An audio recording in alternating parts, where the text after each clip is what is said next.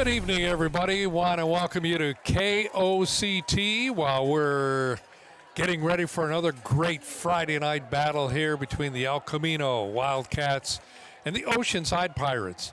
I'm John Jednak, and along with Joshua Galeai tonight. And also in the booth, we're going to have a couple of people, a couple of students, color commentators from El Camino, which is Karis Ho. And also the Oceanside Pirates, it is Jake Engel. And they're both going to be chiming in just a few minutes to give you some background information on both of these teams and some of the things that are going on. So, Joshua, we're here once again. We were here last year, the year before. Wasn't a great year last year for Oceanside. What do you think is going to be happening now? Well, Oceanside is definitely an improved team this year. Last year, coming off an 0-10 season, they're already 3 wins into the season, 2 losses. And so Coach Fowler really was intentional on turning this program around and trying to get it back to the place that it was around the Coach John Carroll days. He started that off by bringing back what's called the Breakfast Club, which in the Breakfast Club, they had these 5:30 workouts, and that weeded out folks that were committed and those that weren't, and that really helped the team chemistry coming in, and I think that that's led to why they have some of the victories that they have right now. And Oceanside has changed. They're not in the same division, correct? Correct. So there was a shuffle in a lot of the leagues this year. I think that what CIF was planning on doing was creating more of a balance within the different conferences, and that was beneficial, but then it also took away some of the rivalries, such as this game. So this game is typically played at the end of the year, and it has playoff implications attached to it. But now, with them being still in North County, they're in 2 separate leagues. The El Camino's in the Avocado League, and the Oceanside is now in the Valley League. But it does align up with some of their results that they've had in years past, how successful and the lack of. So El Camino is doing how good this year? El Camino is off to a pretty good start. El Camino came out and they had a loss early in the season to Mission Viejo, but has just been bulldozing over the past couple of teams. Last week they played Mount Carmel, and against Mount Carmel, I believe it was like 69-6. Prior to that, they played RBV 43-0. And right now they're coming into this game with a 3-1 record compared to Oceanside's 3-2 record. So I know that we're going to get into this throughout the game, but did you see the article? Did you read the article about San Diego Union had about how some of the influences were now coming into high school sports, where some of the recruiting is coming from, and some of the different players that move on? As opposed to playing on some of the teams they would have been on? There's a lot of movement that's going on right now, and it's coming from the private schools. So the private schools have different opportunities to interact with the players than do some of these public schools, which has resulted in players that are taking off. Some of the recent schools that have taken some of the players specifically from Oceanside have been like a J. Sarah, a Cathedral Catholic, a St. Augustine, where it's really taken out some major talent that we've had brewing in the city. But it's not just Oceanside, it's all over through San Diego County, where these traditionally strong public schools are now having to compete with the private schools, which are all the teams that are at the top now. And throughout the state of California will be the private schools. And tonight here at El Camino, it is youth night. You're involved in a lot of that youth stuff, aren't you? It is. My team just went through Smack City. We got a game tomorrow against La Costa Canyon, but yeah, our entire Oceanside Pop Warner program just went through, starting off with the cheer all the way down to the flag as early as 5- and 6-year-olds, running through all the way up to our 14U team that just went throughout the crowd. It's good to see the energy here. I think it gets the community involved within the game, which is something that I felt like was lacking for a little while. But now with the tie back to Pop Warner and the youth, I think that, that's why we see this turnout that we see today. Yeah, and there is quite a turnout here at El Camino. Why don't we, I think we have a couple of minutes. Why don't we go over to Karis? And Karis, why don't you tell us about, you're involved with the homecoming that's coming up as well? Yes. At El Camino. I'm quite familiar with how the homecoming is coming. Actually, next week is our homecoming, and we're going to be playing against Torrey Pines. And I talked to Coach Hobbs, the head coach, and he said he's feeling pretty good about the following week. Where does the dance take place at? Where does the homecoming dance take place at? It's been years since me and John went. Yeah, so it's actually really nice. We host our homecoming dance at El Camino, right by our multi-purpose room. So like on the nice big blacktop, we hang out, and over 1,000 students show up. So it's a pretty good turnout. Wow, I guess. Yeah. 1,000? Yeah, and actually right now our student body consists of around like 3,200 students, so it's quite a good turnout. That is. So do they still do like the parade around the track, and do they still do like the homecoming royalty and stuff like that? Yes, so our ASB is planning homecoming royalty for the following week, so they're hosting LTAs, lunchtime activities to announce them. And actually, this Friday, we're doing the announcement of the homecoming king and queen for the seniors. Those are like the candidates or the actual people that won? So the actual people who won, and they get like this whole like crowning ceremony. They get like a special sash, special crowning, and then during the homecoming halftime show, so after the first and second quarter, all our floats come out that are created by our class presidents, and then they put on a show. According to the theme, we have our homecoming royalty be announced. That's awesome. John, you remember your homecoming? Remember homecoming dance? Yes. Yeah, I don't know that we had 1,000 students there, though, at that time, but definitely remember that. It's always a huge event of the year in high school. So the youth celebration is going on here. So they have the different teams, the different youth teams that they have throughout here? Yeah, so there was a couple of different programs that existed in Oceanside prior to this year, but pretty much everybody in the Oceanside community is part of this Oceanside Pop Warner now. Yes. But yeah, I think that we're going to send it down to our sideline reporter. Good evening, this is Anna Vaya with Oceanside High School. And I'm Joanna Muniz with El Camino. So Joanna, there's a lot of tension tonight surrounding the game. You guys have kept the City Cup going for so long. How do you guys plan on maintaining that tonight? You know what, our boys really love football. They show it when they perform, they show it every time, and really just follow their heart, and I feel like that's how we maintain on top. It's just by showing the love. I agree. I know our boys are very adamant this year about restoring the legacy of greatness at Oceanside. It's been a hard few seasons, but we're definitely not going down without a fight tonight for sure. All right, that's great to hear. Now back to you, Josh and John. All right, thank you. Good job. And we're looking forward to, another terrific game tonight. So, tell us your opinion, Josh, about who the players are that could. Every player is going to make a difference. You never know where it's going to come from. But who are the players that you think need to really step it up, perform? What needs to be done in order to win the game for each team? Well, games are won in the trenches, and El Camino every year. That's a strength for them on both sides of the ball, on the offensive line and on the defensive line. The leaders on the offensive line is Chance Aano and then a Caleb Tupuola coming into the game at 6'6", 275.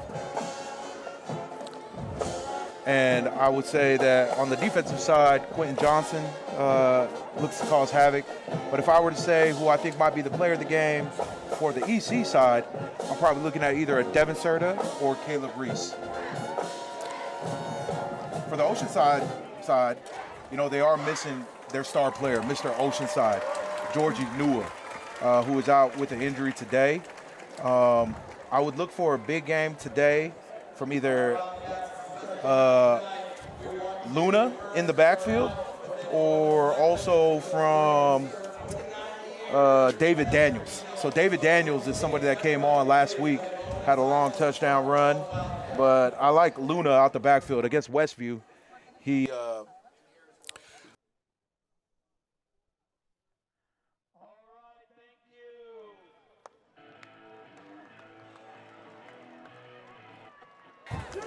All right, action down on the field. They're getting ready to what? Introduce some of the team.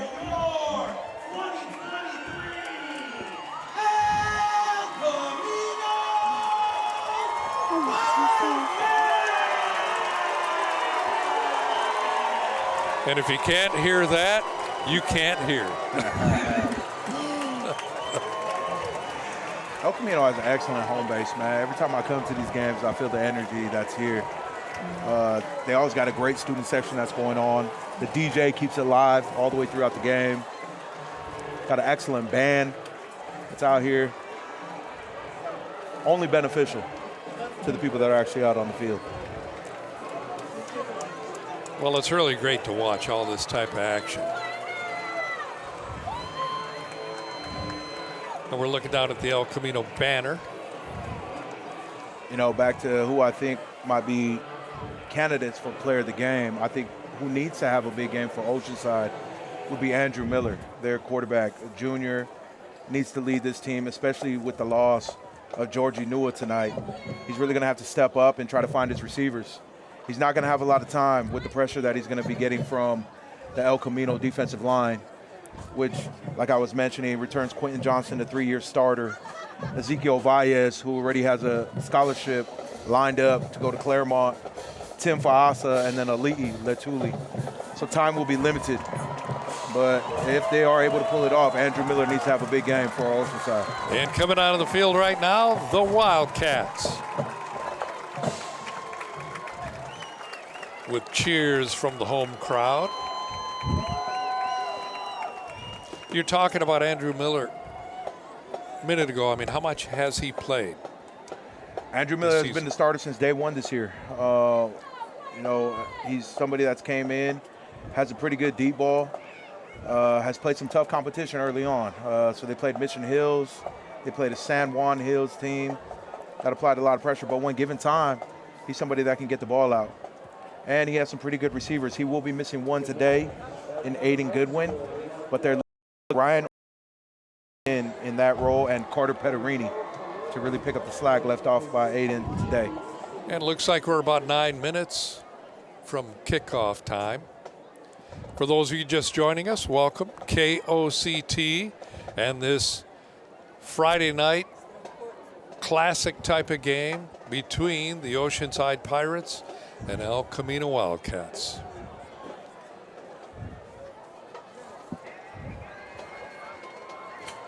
We're getting close to national anthem time. Once again, I'm John Jednak along with Joshua Galiai. And joining us from El Camino, color commentators from the school, Karis Ho, and from the Pirates, Jake Engel. Jake's part of the golf team, from what I understand. We'll be talking to him about that here in just a little bit. Karis, you play any sports? I actually am part of the dance team. Oh, nice. Yeah. So the fellow Palm Cats over there, Belly. Palm Squad, right? Yes, Palm Squad. Palm so Squad. it's like a combination between dance and cheer, and they tend to, are actually last season, they competed at nationals. Oh, wow. Yeah, and they definitely took home some hardware from that. Yeah, I was observing them last week, and they had a routine for every song that the DJ played. Yeah, Everything that came on. Yeah, they're quite prepared. So the ones in the black are the Palm Squad, and the ones with the safety. Yeah, construction gear, those are the cheer cats. Oh, and got it. I believe right now on the field is the varsity team, as well as right near where the crowd is sitting at, that's also part of the varsity team. So you're typically down on the field with the dance team? Yes. So down the middle of the field, toss of the coin. Do they still toss a coin They do. Joshua. They do. You know, the interesting thing that I've seen at a youth game, they didn't have a coin. And so, you know, At that the youth game where they do the twitch or whatever, they do the direction? Yeah. They ended up having a battle, you know, to see who got the ball first. I thought that was like the most creative thing that I ever seen. It was hilarious. But yes, they still do the coin toss. Are you talking about youth for Pop Warner? Yes. Oh, okay. What age group is that? Pop Warner goes all the way from 5 all the way to 14 right now. Very nice. So it's like youth leagues. Oh. Yep. Coin flip has happened. It's a good look at some of the captains right there. Trey Nastagio, Carter Pederini, David Protozano. And for the Wildcats, Carson Howard, Quentin Johnson, and Devin Serta. And now we are getting ready for the national anthem.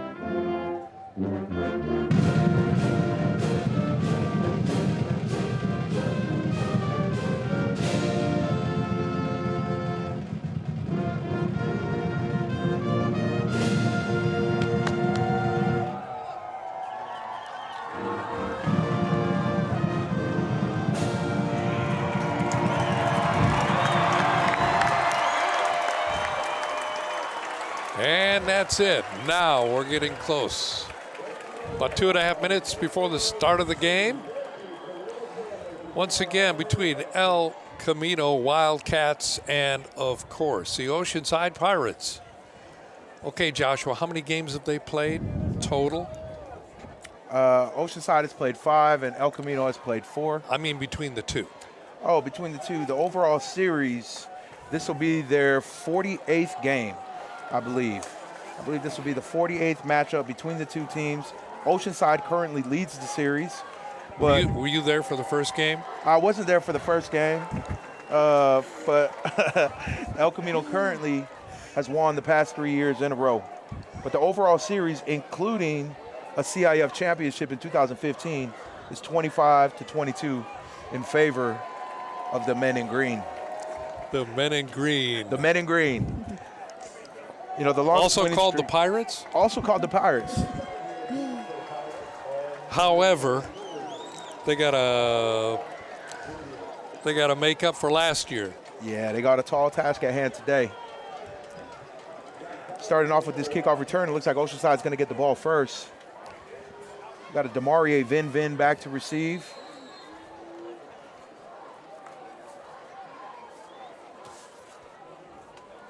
Getting ready to start off this game. Welcome to the first quarter. El Camino will be kicking off. It's hard to tell these numbers with the white jerseys, with the, it looks like gray. Yeah. And there it is, kicks away. Got about the 8-yard line and coming up the field, raking away 40-45 out to midfield.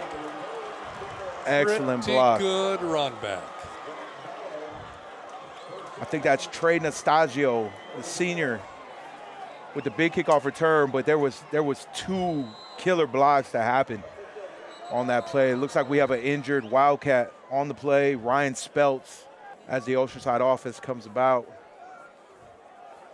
Get a good look at the size of that El Camino defense just across from them. But, yeah, Ryan Speltz coming off the field right now. It's a good sign he's walking on his own. Yep. So what can we expect, do you think? Running game, passing? What do you look for? You know, in these rival games, you expect the unexpected. And so, you know, what I expect Oceanside to come out swinging. You know, they're probably going to go up top. They're going to challenge this El Camino defense right off the bat. They come in their traditional aces spread set. And a little bit of a sweep. And that's a gain of about 5 yards. Not too bad, first play of the game. Looks like David Daniels was on the carry on that. Got about a yard, but it's going back. Penalty on the play. I think the holding was on number 57.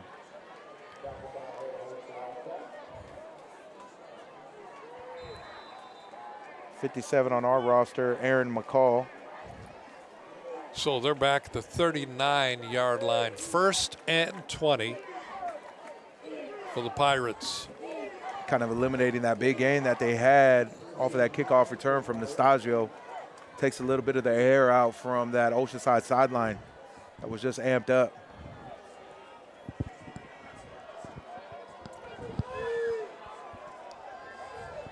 Well, they got 4 receivers out there.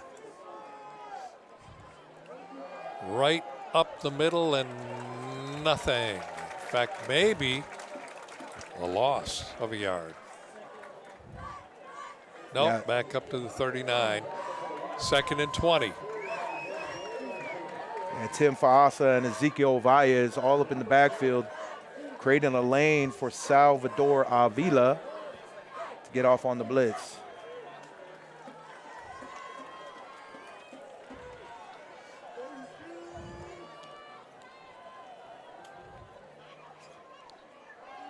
And we're looking for a pass this time. Throwing it a little up, just over the head, not a bounce. Yeah, so they're going to look to get Andrew Miller outside of that pocket with that defensive line getting so much penetration. They're going to look to get him on the move and try to get it to some of those quick Oceanside receivers. Those quick passes are almost like a handoff. You know, you just want to get your talented folks in some space, give them an opportunity to make people miss. But I will tell you, on that island is Caleb Reese, and he's not going to miss much. Caleb Reese, a junior, as explosive as there is in San Diego County. Well, we got a 3rd and 20. 39-yard line for the Pirates. And what little dump pass. And we got some running room here. He might have gotten to a 1st down. Looks like he did to the 40-yard line. Great job by the quarterback taking his eyes in the opposite direction and coming back to that screen. And they're coming up quick. They want to utilize this. No gain. Got about 10 minutes left in the 1st quarter. That was a nice little pitch out to Adrian Luna. Adrian Luna was also on that reception a little bit earlier. About a 0-yard gain for Adrian Luna on that. I was talking about Adrian Luna about 2 weeks ago. Played in the Westview game. He replaced George New in that game. First 2 times touching the ball, took it to the house. About 40 yards and then 50 yards. And we're going to have a pass. No, he's going to run with it. And he's down to about the 35. Andrew Miller. And I guess we're going to go down to the field here. Hi, I'm Joanna, and I'm with Miss Serta. Hi, Miss Serta. Hi. So this is Devin's last year here at EC. How are you feeling about that? It's very bittersweet. It's a senior year. It's our last of the things to do at school and football. And I know that I've been very, very lucky to spend his entire high school career here together. But even though we see each other multiple times a day, it's still bittersweet to know that this will be the last time and he won't be here next year. Is he committed to any colleges? Yes, so he is committed to Cal Poly San Luis Obispo. He was offered and accepted a full ride athletic scholarship. Well, that's great to hear. Back to you, Josh and John. Thanks, Joanna. Okay, with that play, incomplete pass, so we're looking at 4th and 6. For the Oceanside Pirates, they are at the 36-yard line of the Wildcats. 8.5 minutes left, first quarter. Yeah, so that interview there with Miss Serta, one of the teachers here at El Camino High School, the mother of Devin Serta, the star running back here for El Camino. I think that would be so awesome, to be a teacher on the same campus, as my child. And I think, yeah, it would definitely be bittersweet to see that coming to an end. But what a career that young man has had.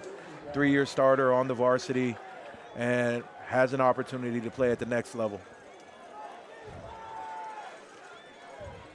Well, let's see what happens here. Pirates are going for it. Little long for that field goal attempt. They want to go for it. Drop the pass off, and it, nope. Stopped right there at the 35, so those Wildcats made the stop, and they're going to get the ball. That was Devin Escobar on the stop. They tried to get Joseph Vinup out in space. Tried to get them that first down, comes up just short, which now gives El Camino the ball. And El Camino has so many tools. They got so many weapons that they can go to. I mean, you mentioned Devin Serta, but then you got Leo Bell, you got Ray Taele, and then you got that long list of receivers that they're able to spread the ball across to. And with a second-year starter in Carson Howard, a seasoned leader.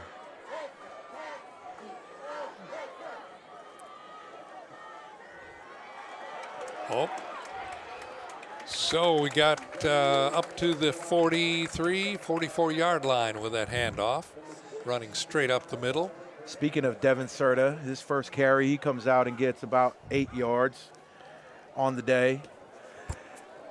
He's just gotten faster and stronger every year that we've seen him coming out that Wildcats backfield. Super explosive. 2nd and 3, right up the middle and break it away again. They're down to about the 44 of the Pirates. Yeah, that was about a 13-yard gain for Devin Serta. He's one of them backs that'll just plant and get upfield. Doesn't waste a lot of movement. Getting the ball down the field. Is a big, big back when you take a look at him, but super fast. Has a quick step. And we have a penalty. And it's against the Wildcats, so they're going to bring it back. Yeah, that's costly for them. That eliminates that 13-yard gain by Devin Serta. Brings up a 1st and long.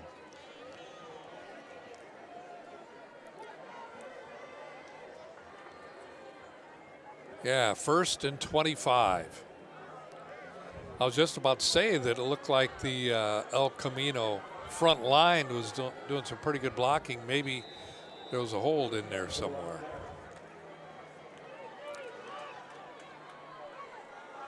Oh, here we go to the Pirates' territory. Looks like about the 49-yard line. Pretty good run. That's their famous Rambo set. And they came out in that. They're dedicating that Rambo set to Coach Herb Myers. Okay, let's go down to the sideline. This is Anna with Oceanside High School. Here I have with me is our Vice Principal, Freddie Chavaria. How are we feeling tonight, Mr. Chavaria? I'm feeling good, thank you. All right, I know you're an El Camino alumni, so what can you tell me about how this rivalry has changed and progressed throughout the years with Oceanside? Well, I've been around since the 90s playing here, so the interesting thing about the rivalry is, You know, the thing about Oceanside, we all know each other. We have friends. We have family on Oceanside, El Camino. But when it's game time, it's different. We want to win. For sure, I agree. What was something specific that you remember from your high school years about the rivalry games? I just remember playing against the friends I grew up with. My friend Pulu, that I grew up with in Oceanside. We went to school together, and then we played against each other. I was at El Camino, Oceanside, and we did win El Camino, and we went to CIF. So that's what I remember. All right, that's so great to hear. Thank you for your time. Back to you, Josh and John. Thanks so much, Anna Vial for Oceanside. Thank you, Anna. That last screenplay was from Carson Howard, a little dump screen to Quincy Coleman. 2nd and 12. Right up the middle.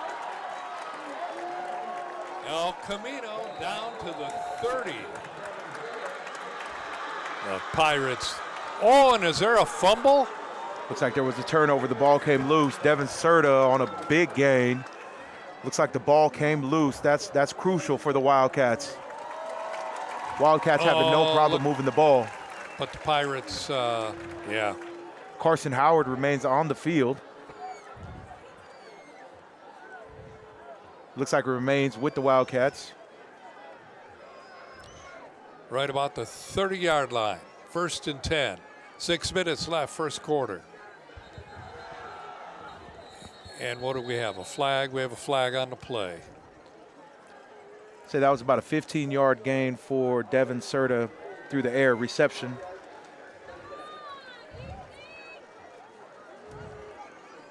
Five-yard penalty, bringing it back to the 35-yard line. 1st and 15. This is what you can expect in a rivalry game. You know, a lot of penalties, especially as you get the jitters out. They'll look to sink into their zone here. But El Camino not having a problem at all moving this ball.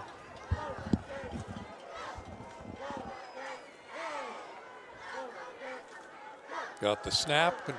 Look to throw it on the field. Almost tackled all the way into the end zone. Looks like a touchdown.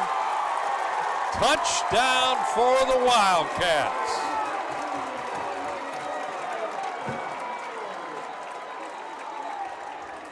And is there a penalty after the play? That's got to be a touchdown. That reception was by Lucas Uzkadagui. Lucas Uzkadagui. Easy for you to say. Katagui, right? I was just mentioning, man, I'm good with all these Samoan names, but then Lucas kind of threw me for a spin on that one. But a big play, wide receiver, a senior, about 6'3", coming out and making a big-time play here in this rivalry game.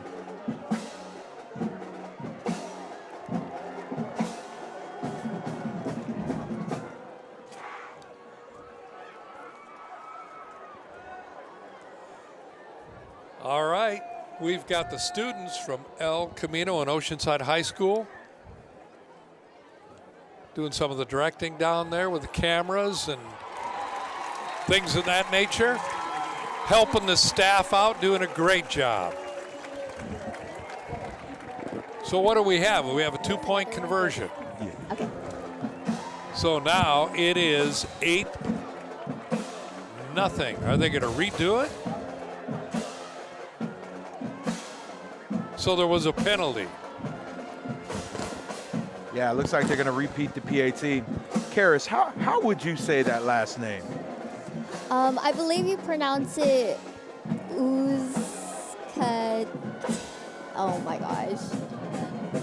I don't know. He's a very unique last name, that's for sure. Hey, we're going to give him a nickname tonight.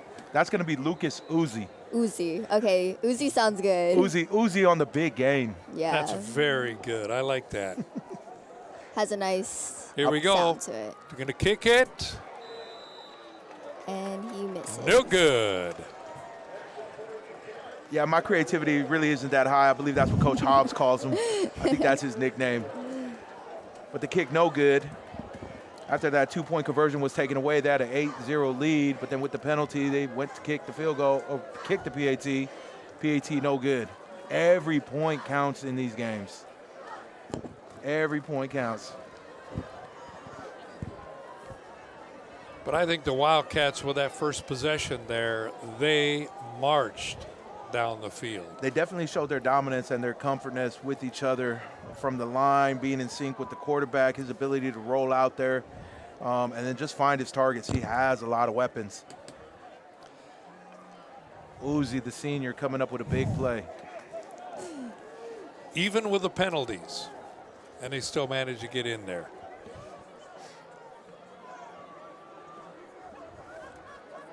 And Karis, of course, feel free to chime in here on any of the players or anything like that. For sure. Thank you.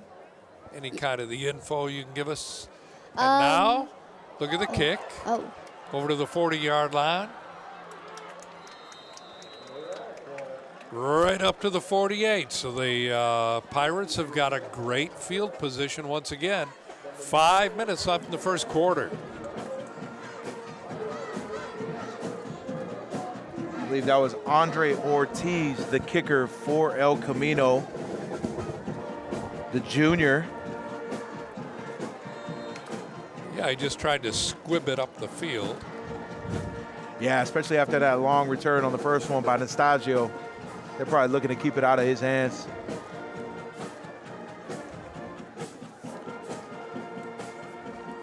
Running to the left side. Looks like a loss of about a yard and a half. Yeah, you'll see Oceanside has a lot of movement before their plays. They'll send somebody in motion. You know, you'll see the same look. That could be a receiver out in the flats or a give. That time a give to Adrian Luna for no gain for the Pirates.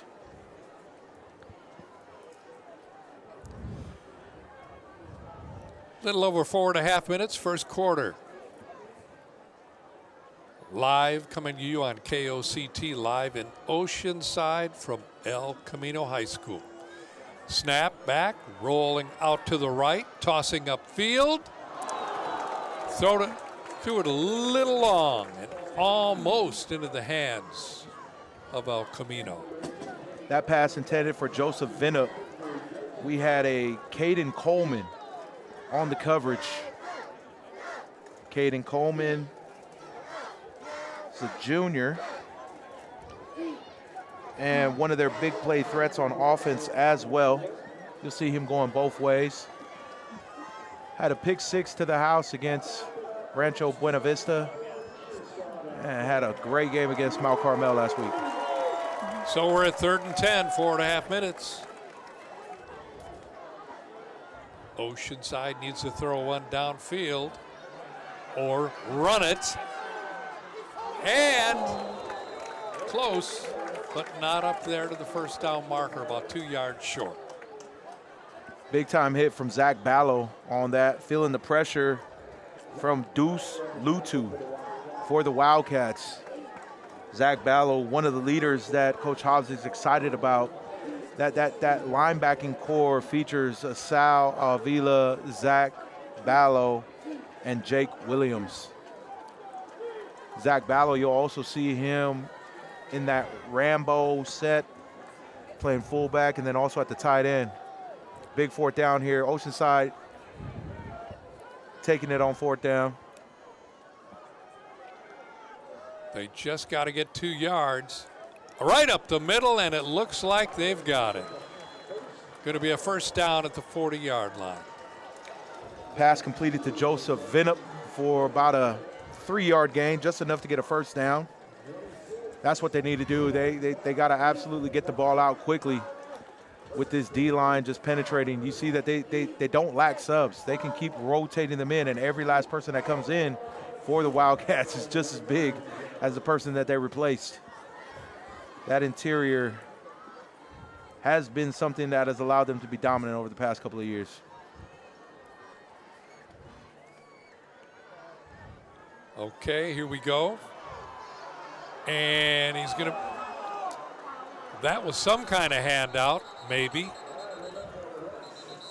Let's see what happens with that. Incomplete pass. I was forward. He was tossing it forward. It looked like it could have been a fumble, but he actually had that forward motion going. Was trying to get it to Adrian Luna there. It's very Brett Favre-like, you know, trying to make a play happen, two people on your thighs, just trying to get it out. Incomplete pass for Andrew Miller. And we're still in the first quarter. 6-0 lead for El Camino. Just shy of 3 minutes left in this first quarter. Second down and 10 for the Pirates. Snap coming back, handoff, left side. Got a little room, and about to the 33, 34-yard line. That was Good pickup. Good Jake pickup. Vinup on the carry. Got about 6 yards on the play. We have a 3rd and 4, a timeout on the field. Just over 2 minutes left in this first quarter.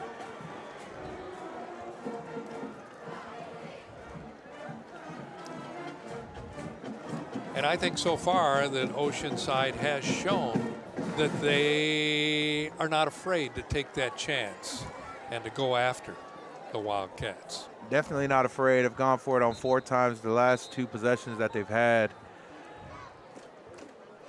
Quick passes. On that last play was a jet sweep to Joseph Vinup. That's the person that they're looking to, that they've been getting heavily involved, Vinup and Luna, here early in the first quarter. So we got a 3rd and 4. Snap. Thrown way downfield. And a no penalty flag. So that'll bring up a 4th and 4. You know, one thing I'm seeing, Joshua, is that the snaps are a little low. We'll talk about that in a minute. Let's go down to the sidelines. Hi, this is Joanna from El Camino, and I'm here with our principal, Miss Frazier. Miss Frazier, so you went to Oceanside and you're a principal here. How does it feel cheering for your rival school? I like to cheer for both because, as you can see on my shirt, I am a Pirate gone wild, but I ultimately am here tonight for our Wildcats.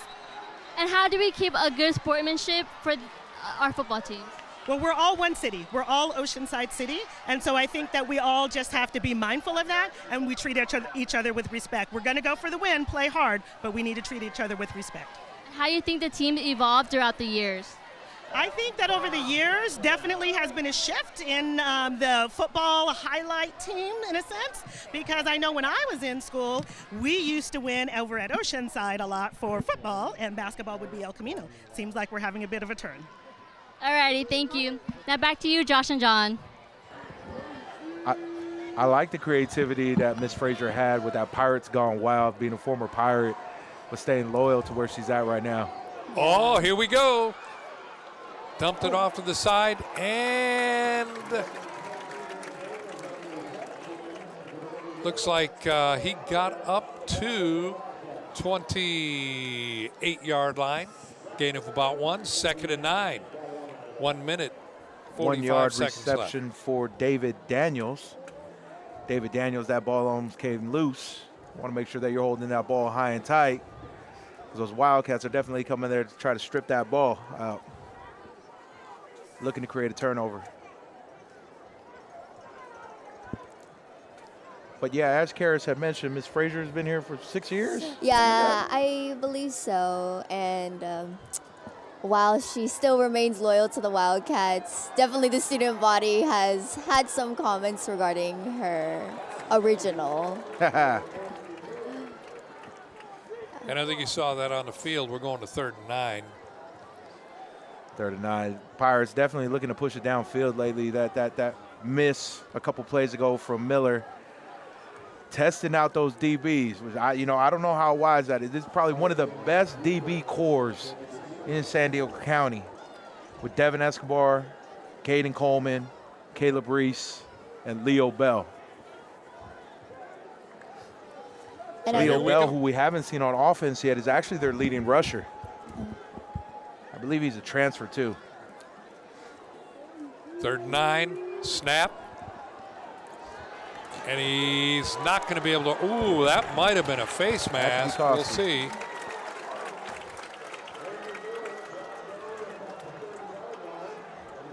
No flags on the field, No but flags. Coach Tofi Pow over there Trying to encourage the refs to throw one for that.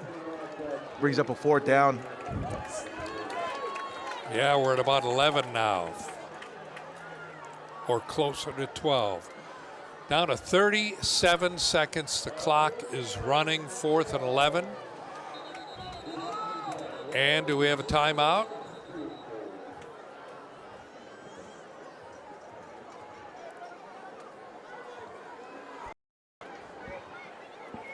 If you're taking a look at the Oceanside sideline, you know, all those lights are on over there. Oh, yeah. I believe they're probably communicating with some of the ECHS students. Is that right? Yeah, you can see them over here. Hi. Yeah, something along the lines of that. There's a good look at the kicker for Oceanside, number 35, Christian Sanchez. This will be a 48-yarder. They're kicking it from the 38-yard line. 48-yard attempt. It's down, it's up, and it's not going to make it there. Not sure if Caden Coleman actually got a piece of that. The ball really short. Good pressure from number 18. Gives the ball back to El Camino. And they'll probably have time for about one play left. First quarter, 6-0. The Wildcats getting the ball back.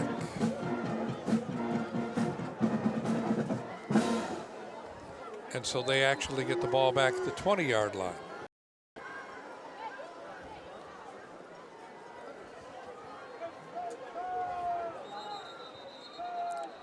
And what do we have? We have a timeout. Official stoppage of the clock.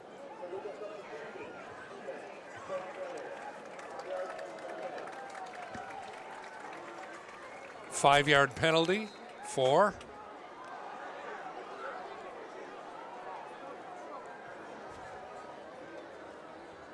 so they're 1st and 5 at the 25. Snap is back, right in the center, and it's a 1st down. Clock stop with 19 seconds. 1st down at 36-yard line. That pass completed to Julian Rosas. Gain of 10 yards on the play. Gives the Wildcats 1st down. And the clock is going to wind down, and that is the end of the first quarter. Here at El Camino, it is the Wildcats with a 6-0 lead over Oceanside. Oceanside keeping it close here early on. Wildcats came out in the first quarter with the bomb to Lucas Uzi for their touchdown. Problem moving the ball in the first quarter as they look to continue to dominate it as we transition here into the second quarter. You get a look at that student section for El Camino that we were talking about. That theme today seems to be construction or safety. I think it's a mix between construction, neon, and a lot of safety. Yeah, we could see our student section leaders getting pretty hyped up there. We have our student section leaders, Ava Wagner and Lainey Winetree. Hi, welcome back. This is Anna Vaya with Oceanside High School. Right now I have with me Sammy Vences, our Vice President of our ASB. How are we feeling tonight, Sammy? We're feeling great. That's great to hear. So how would you say ASB has prepared our student section for such a intensive game like tonight's? You know, with the rivalry games, we came out to have fun with the mascots. We brought speakers. We brought a signage to keep everyone lit for this tonight's game. All right. How have you guys managed to keep the crowd going? I know the energy over there is a little over the top right now. We just have our music playing, trying to match the other team's side, competing. But, tonight's going to be a great game. That's so good to hear. I'm glad to hear that. I also know that you guys did a pep rally today. How did you guys prepare for that? We prepared, had to brainstorm with some ideas on some rivalry ideas. We got a Wildcat, filled it up with candy, and just had music playing, getting ready for tonight's game. All right. Thank you so much, Sammy. Back to you, Josh and John. Thanks so much, Anna. Yeah, that kind of threw me off because Sammy had on like the Oceanside colors. It looked like he would be the ASB president or vice president for Oceanside, but is actually out here repping for EC with all that green on. And joining us now in the booth, Jake Engel. Hi, John. Welcome. You got a lot to say, don't you? Yeah. Definitely. Time for a little pirate talk, right? Is that what you're saying? Yeah.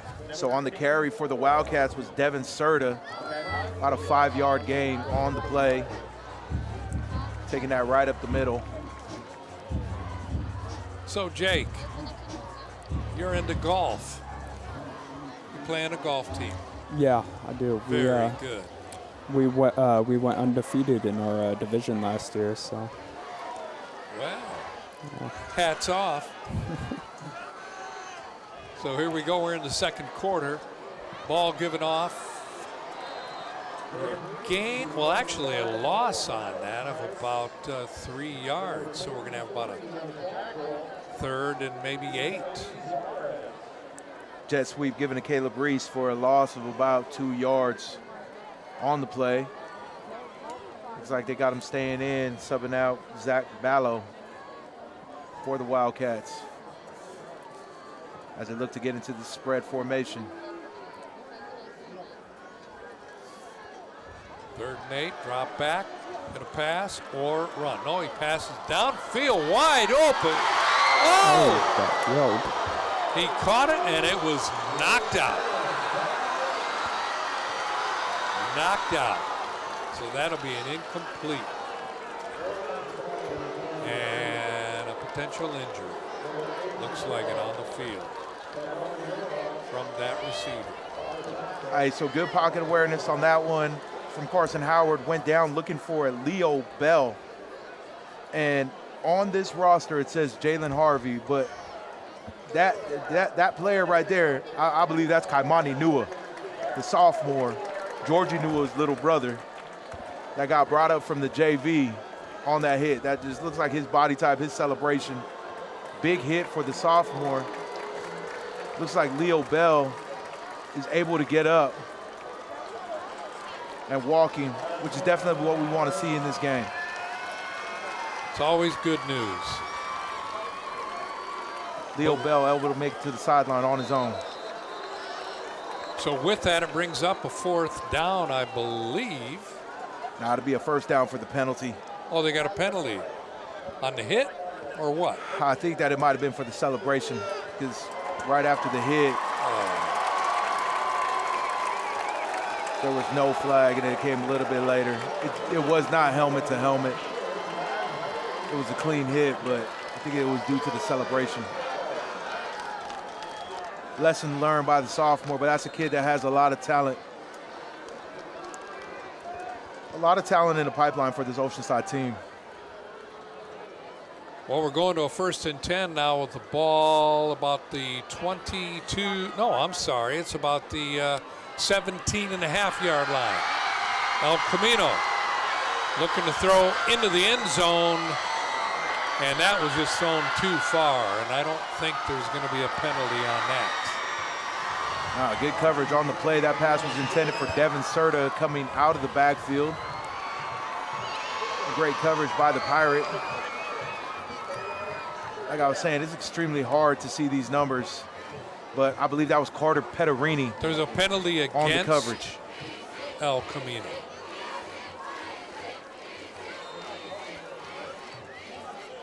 Well, they brought the ball back. Now they're at the 27-yard line. 10-yard penalty. 1st and 20. 10.5 minutes left in the second quarter. We got a snap. Going straight up the middle. Gain of about 2 yards. This is youth night tonight, Jake. Do you have anything to say about that? No? That was a good push up front by Oceanside. Number 6, Isaac Hernandez putting pressure and coming up with the play for the Pirates in the backfield. Bringing up a 3rd and long for the Wildcats. Actually, they say 2nd and 17. 2nd down. Because there was a penalty before, it's Here, oh, the rush is on. Takedown, 37-yard line. And there's a flag. Two big defensive plays by the Pirates that have led to flags. Okay, what is the deal? Due to celebration, flags? looks like there's a sideline warning and a flag. Two flags on the ground. Two costly calls for the Pirates. They were looking at a 4th down earlier on the Kaimani Nua defensive play. And then with this play, looks like the penalty is against the Pirates.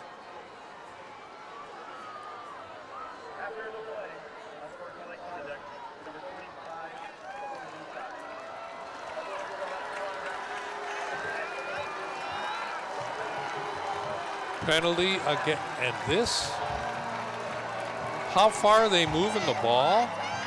So they had two flags on the play. And I want to say one was for the sideline and one was for the excessive celebration. You got to let them celebrate, man, these rivalry games. Come on, man, we got to get the crowd into this. Whole community's out here. Costly for the Pirates.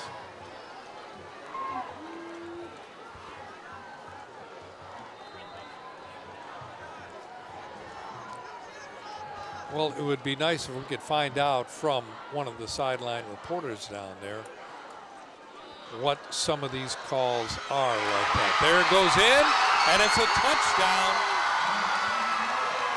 El Camino with another score. El Camino taking advantage of the penalties. Carson Howard finds a Coleman on the reception for a touchdown, giving the Wildcats a 12-0 lead here in the second quarter. That was about a 6-yard reception for Coleman. 9.5 minutes left, second quarter.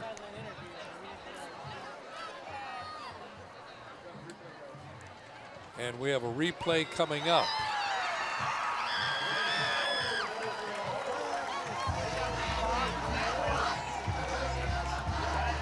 Good look at the Wildcats coming back to the sideline. That's Ray Tyler right there. And some of the linemen, some of the bulky linemen. For those of you just joining us, live on KOCT in this another epic event between these two schools, both in the city of Oceanside. El Camino and the Oceanside Pirates at home for the Wildcats tonight. So we're getting ready for a kickoff. 9.5 minutes left. Two costly penalties for the Pirates. I mean, it seemed like they were picking up steam with their defense on that. Then on the deep one downfield, that would have brought up a 4th down. And then another costly one here. It looked like it was a sideline and excessive celebration that marched the Wildcats all the way down to the 6, allowing them to get onto the board again. Tough break for the Pirates. And there's a kick down to about the 4-yard line, coming straight up, going off to the right side and up to the 15. Oh, they'll stop them at about the 14. Like I said before, Joshua, it'd be nice if we can find out some background information of exactly what went on in that penalty there. That really was a 20-yard penalty. Yeah, that was huge. A huge turn of events for the Pirates. On the return for that was Demarie Vinvin. Yeah, it looked like the quarterback for El Camino was sacked for a loss, which turned into a 20-yard gain. Here we go. The Pirates with the ball. Low snap once again, handoff to the right side, gain of very little or a loss. That's what it looks like. Loss of a couple of yards. Pitch out to the running back. I believe that's Adrian Luna for a loss of about 3 yards on the play. Adrian Luna replacing an injured Georgie Nua that's out of today's contest, as well as Aiden Goodwin for the Pirates. Yeah, the Pirates really need to capitalize on this drive here. Otherwise, they could go down by a big deficit. Second down, 12. Drops back, fumble. Let's see. Oh, they're saying that it was a forward pass. Let's see the way they call it. That looked like that ball was stripped by Tim Faasa from the defensive line and recovered by the Wildcats.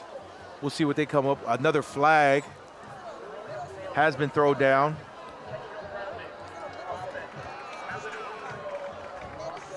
It definitely looked like number 70, Tim Faasa,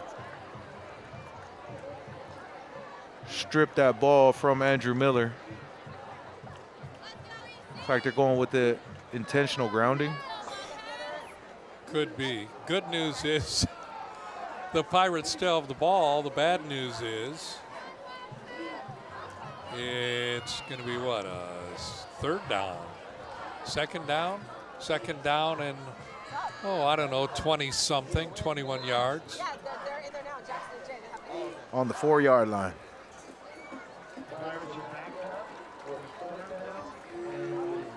Third. Intentional grounding, you lose a down, correct? And there's a stoppage on the field.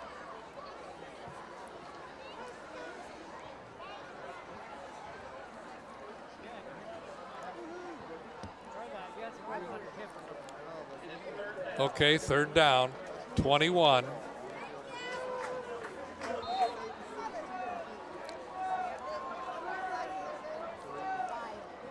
Going to be interesting what happens. Rolling out to the left. Pass is overthrown. There will be a punt, and the receiver calling for a penalty, but nothing called.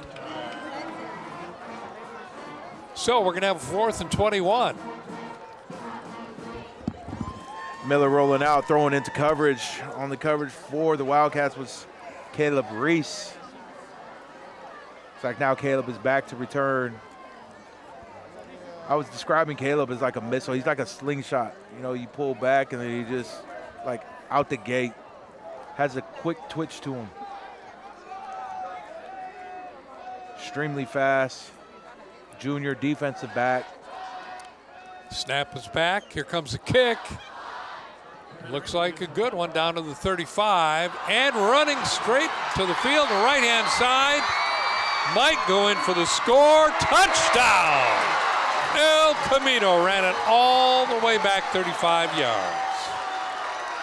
And there's that slingshot we were talking about, but it looks like there's a flag on the field. Refs having a discussion right now. But what a return by Caleb Reese. Great vision, able to find the hole. Looked like it's not going to count. It's going to come back. Like I said, this kid is explosive.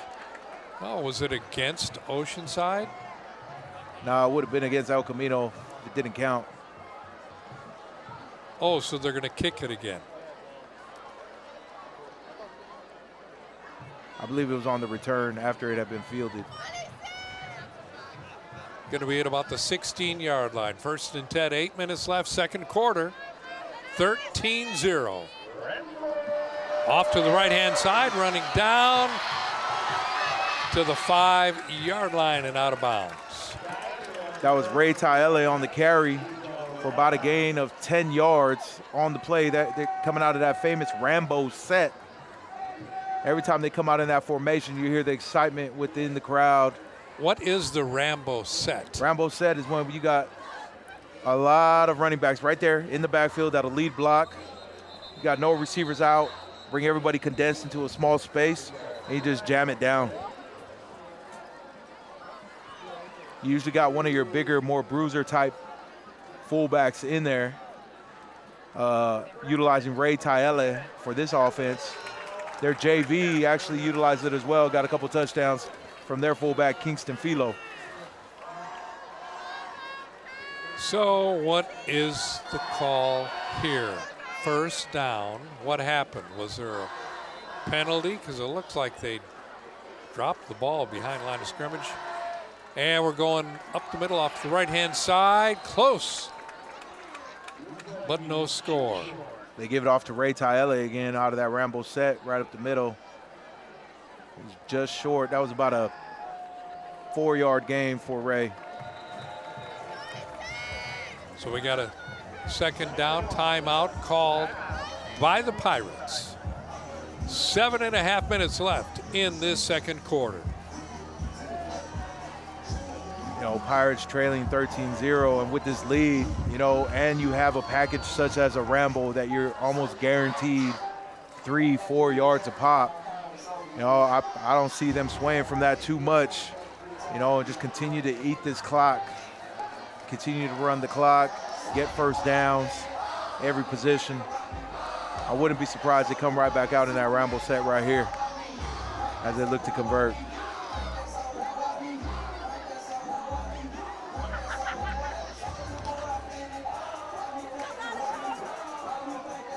See the Pirates coaching staff over there coming up with the strategy. They know the Rambo's coming. What are we going to do to stop it? And then if they decide to throw a pass out of it, you know, what's our responsibilities? That's the communication you want to go over. So we got a second and goal. And was that a quarterback keep? Quarterback keep. Touchdown. Carson Howard gets in. Wildcats with 6 more on the board. 19-0 right now, and we have a penalty flag.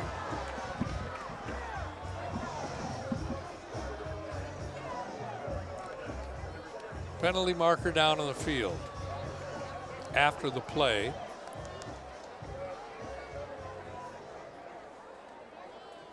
$19-0 El Camino.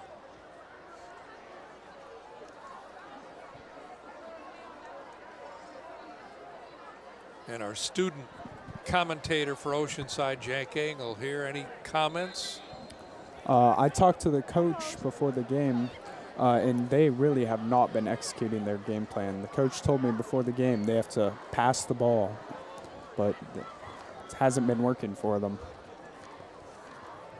So far, 19-0. And they're going to go for 2 on this. Give off right side, in. Not even touched. So that's 2 more for El Camino. 21-0. 7 minutes, just over 7 minutes left here in the second quarter. That ball given to Ray Taele for the dive right up the middle. Ray Taele, as we mentioned, one of 3 running backs, one of the 3-headed monsters for El Camino, really their bruiser back.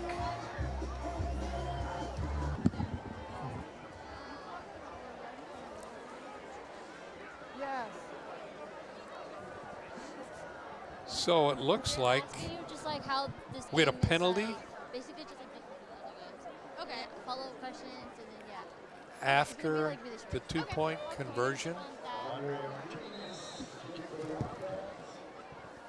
So El Camino is going to be kicking off from their 25-yard line.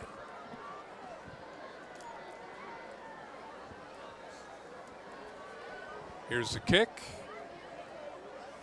Caught in the 30-yard line, up to the 40, 45, up to the 47, 47 and a half. Oceanside's got the ball. They're going to have the chance to move it. Let's see what happens on the Pirates side now. All right, let's go down to the field. Hi, this is Joanna from El Camino, and I'm here with the ASB president, Natalie Lopez. So, Natalie, what makes this game different from the rest of the other games? I think what's different about this game is that we're such big rivals, and it just keeps the tradition alive.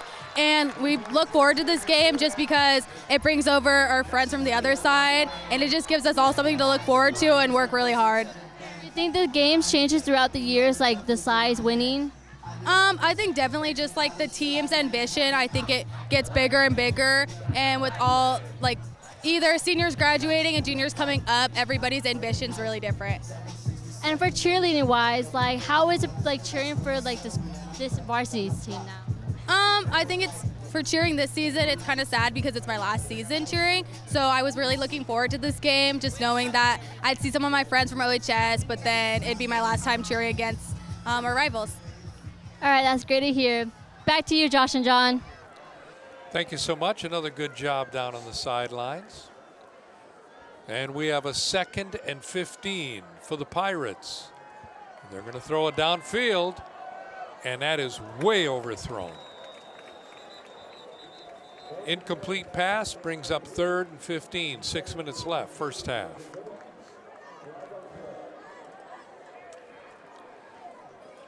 And as Jake said earlier, passing game they thought was critical. And so far it is not connected real good. And we have another penalty.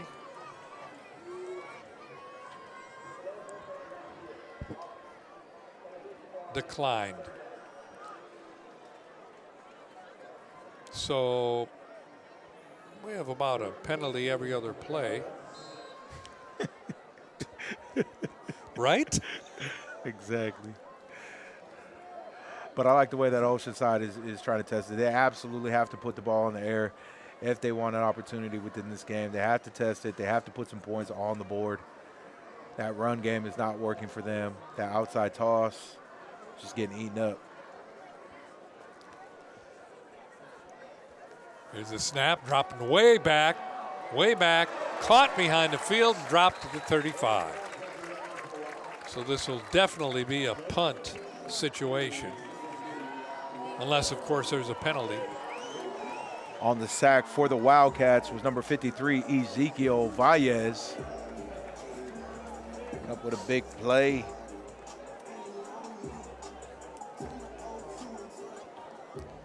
So we got a 4th and 24. 5.5 minutes left, first half. Back to return for the Wildcats is Caleb Reese again. Here's the punt, got away, and it's a good one. Fair catch called for, 39-yard line. El Camino taking over possession. 5 minutes left, second quarter.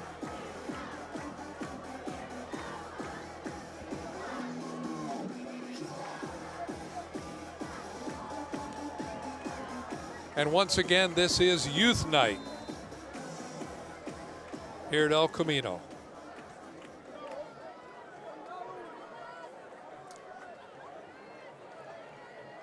Snap back, tossing off to the side, up to the 40, 45 out of bounds. That was a reception out to Devin Serta for a gain of about 4 yards. Going to bring up 2nd and 5 from the 44-yard line.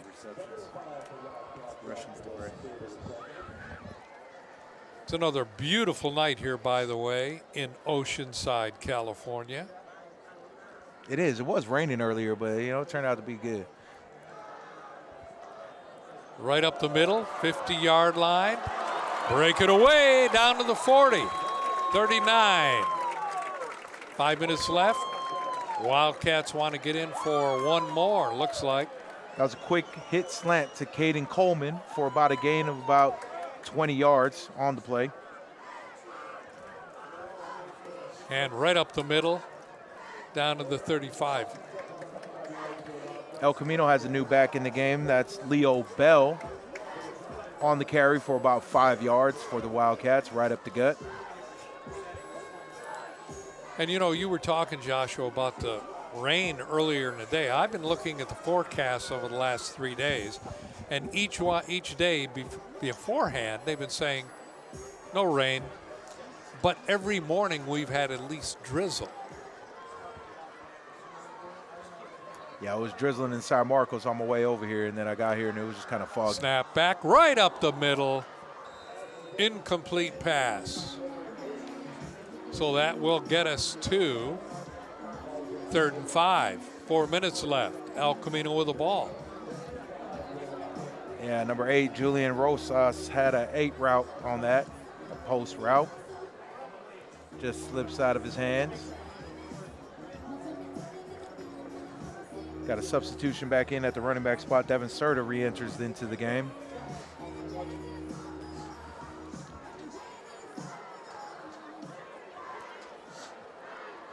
Third down. And they're definitely in a pass formation. With a run, maybe off to the side. And he's going to be stopped. So it'll bring up a 4th down and about a yard or 2. They came out in an empty set with Carson Howard. Ends up scrambling for about a 2-yard gain on the play. Bringing up a 4th down for the Wildcats.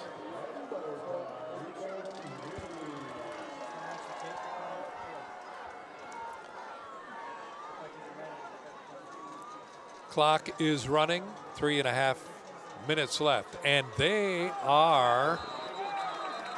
drawn,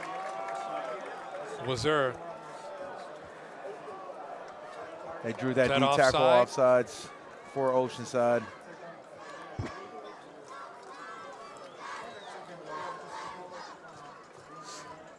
Extremely hard to see the numbers. Or from up was here. there a timeout called? What was it? Well, the ball didn't move. Looks like they called the timeout. Defender did get back. There must not have been any contact.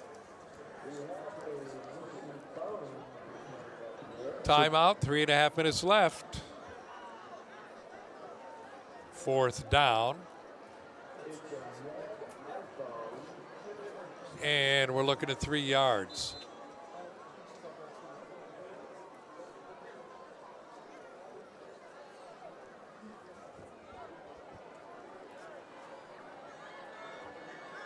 The rule of thumb is you have movement from the defensive side, but you don't touch anybody. You can get back before the ball snaps and you're good. So they're going to go for it, or they're going to try and draw them off sides. What is this? Here's a snap off to the left-hand side, and he's down for a 1st down to about the 24, 23-yard line. Given to Zach Ballo, about a gain of about 10 for a 1st down for the Wildcats. Got some Biz Marquee playing over here. Oh, throwback. I got to tell you, I like this DJ for El Camino, man. Every time I come to these games, I like the tunes he puts out. They got some good tunes. Except for that Taylor Swift one that just came on. What are you saying? And during that, we did have a sack back to the 35-yard line. Pirates learning their lesson. Getting the sack and not overly celebrating, which was costly for them a couple series ago. I got a personal note from Taylor Swift. I'm not lying. That's a whole nother story. It's for another broadcast. A little over 2 minutes left. He's throwing down the field, intercepted, looks like, by the Pirates. And it is. So we're going to have a 1st down at the 18-yard line. That interception by Trey Nastasio, number 1 for the Pirates. The senior coming up with a good defensive stop for the Pirates, giving them an opportunity to put some points up on the board before we go into this halftime. Pirates currently trail 21-0. 1st and 10, 2 minutes left. The Pirates going to try and move it down. Got a reverse going. And that did not turn out good for the Pirates. So let's see where they're calling it. They're calling it up. Forward motion stopped at about the 7-yard line. It's about a loss of 5 yards for David Daniels on the carry for the Pirates. 2nd and 16. Minute and a half. Clock is ticking.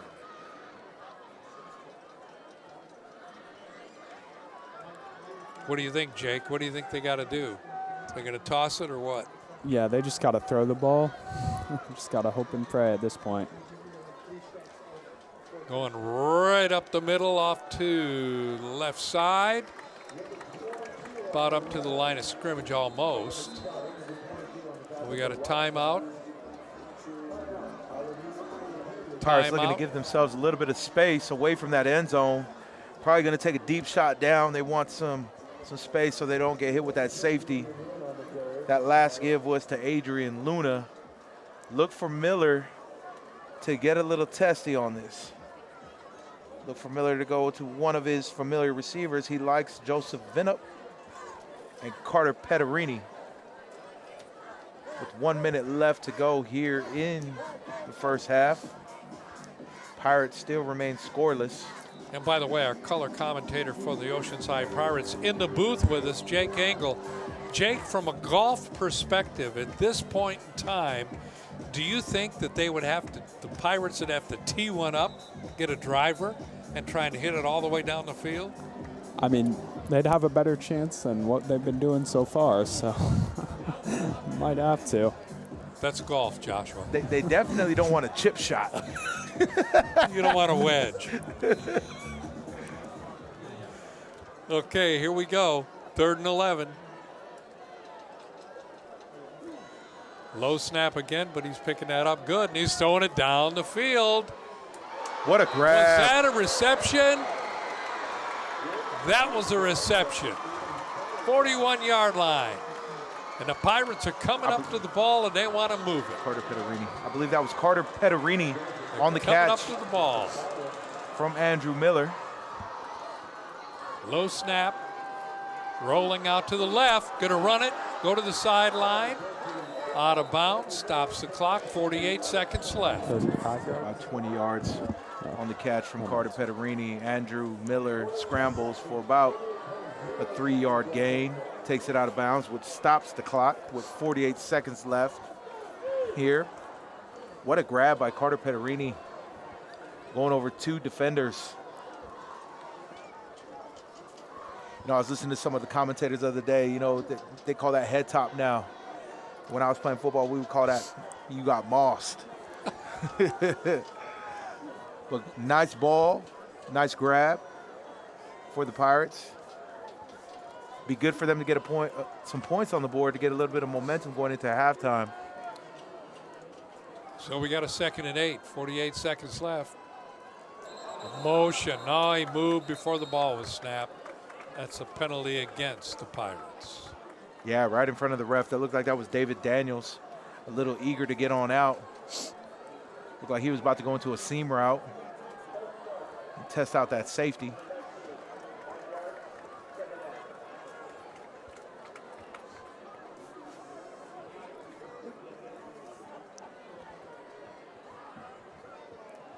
So you have any stats here, Andrew Miller, on the season, you know, his connection rate?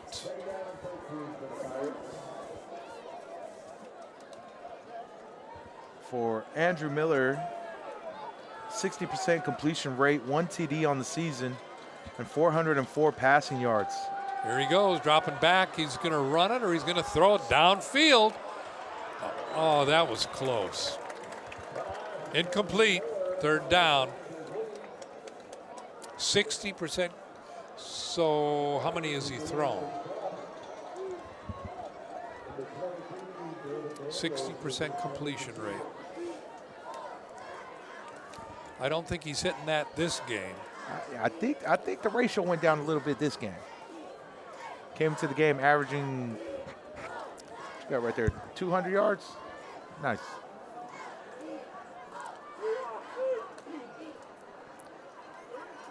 Well, he needs 62 on this play.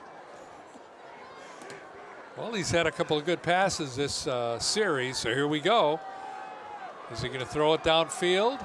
Looks like he is. Well, up the middle. Was it caught? Completion?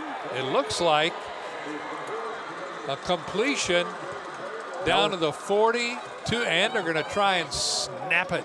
David Daniels. Looks like that was David Daniels on about a 20-yard reception. So we got 28 seconds left.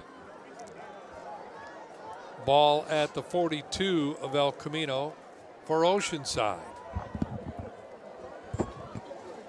So Andrew has had 3 good completions this series.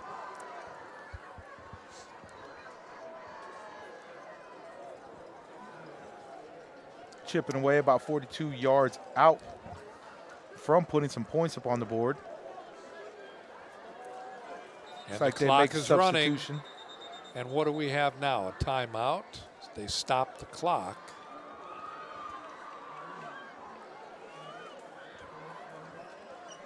The officials stopped the clock. Don't know what for. 20 seconds. And now what's happening?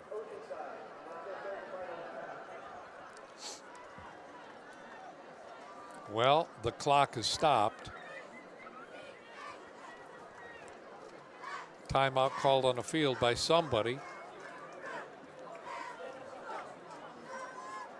Ball at the 42. 20 seconds.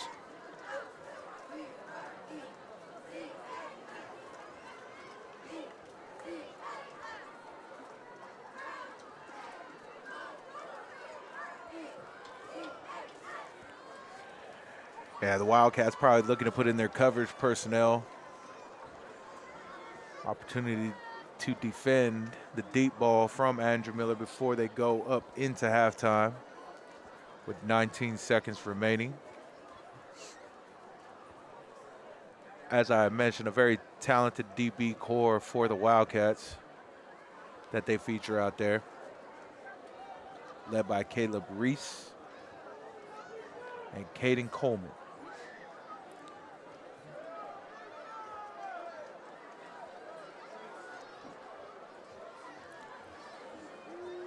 And here we go.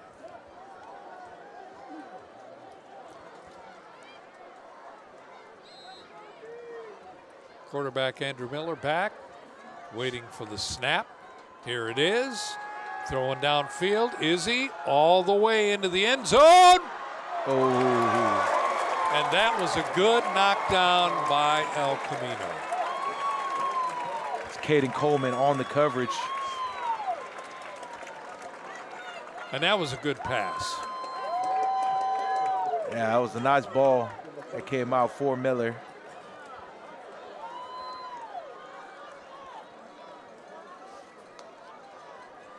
Hard to tell the number that it was intended for. I'm taking a guess here that was David Daniels that it was intended for. So we got a 3rd and 10, but it's 3rd and let's go to the goal line is what it is. And El Camino called a timeout. You know, it doesn't need to be to the goal line. They have opportunity to run at least 2 plays. So if they could chip away at it, you know, get it down about 15 yards, I think that that'll give them and get out of bounds. Plenty of time for another play.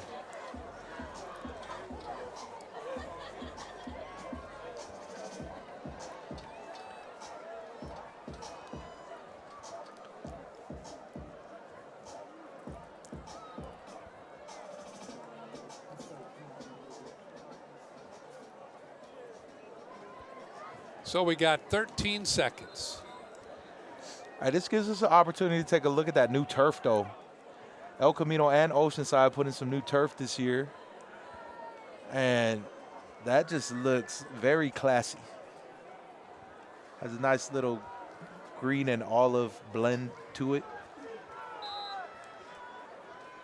But new turf for both of the schools this year. good news. There's a snap. And what's he trying to do? It is not going to turn out good. Not turn out good. That should bring the end of the first half. So there it is. It's all over first half. 21-0 in favor of El Camino, coming to you live from El Camino High School with the Pirates and the Wildcats. That's Quentin Johnson on the sack for the Wildcats, third-year starter. Still. And so with that, they've got a lot of music rolling out on the field, it looks like. So we're going to have a halftime show coming to you live here on KOCT. I'm John Jednak along with Joshua Galeai. And from El Camino, we have Karis Ho and Jack Engel from the Oceanside Pirates. And as I said before, it is another beautiful night here in Oceanside, California, live on KOCT.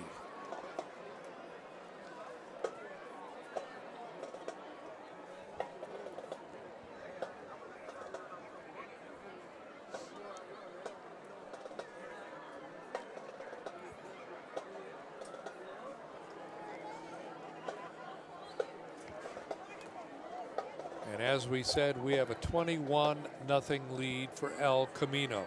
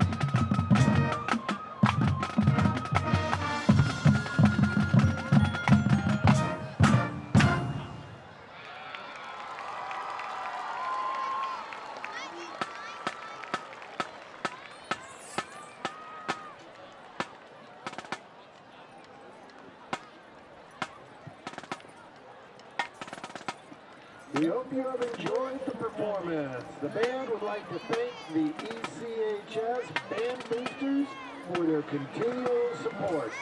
Thank you.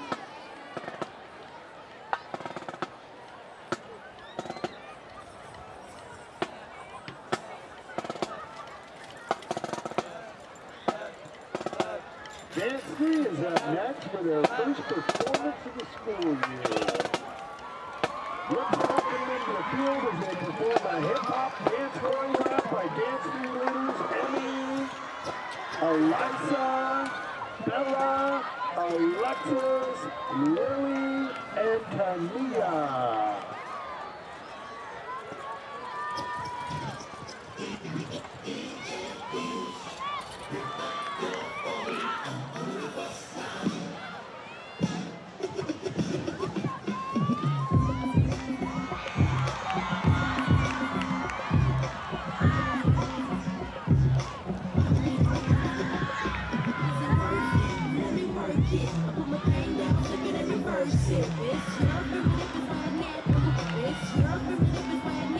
If you got a big one, let me search it and find out how hard I gotta work. Yeah, it's your primitive is my anthem.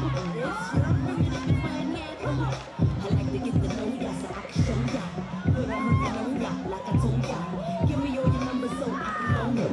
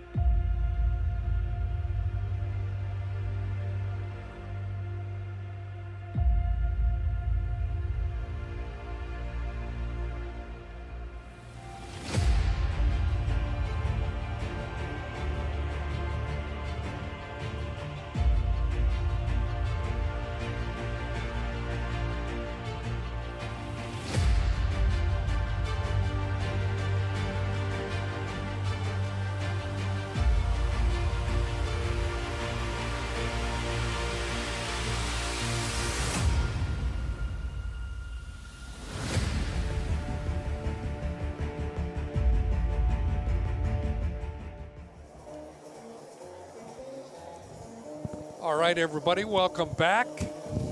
We are live, El Camino, on KOCT. I'm John Jednak, Joshua Galeai, and our student color commentator, Karis Ho. Thanks for joining us again, Karis. Of course. What do you have to say about that halftime show? You got some I input think it on was that. amazing. Actually, our band performed one of their pieces that they're planning on competing with, and it was executed incredibly. I think they're tying in with color guard as well as their front ensemble was great. I also really liked the dance that our dance team had performed. It was a nice hip hop piece, and they did a little bit of like a Beyonce hip hop mashup, which we always love to see.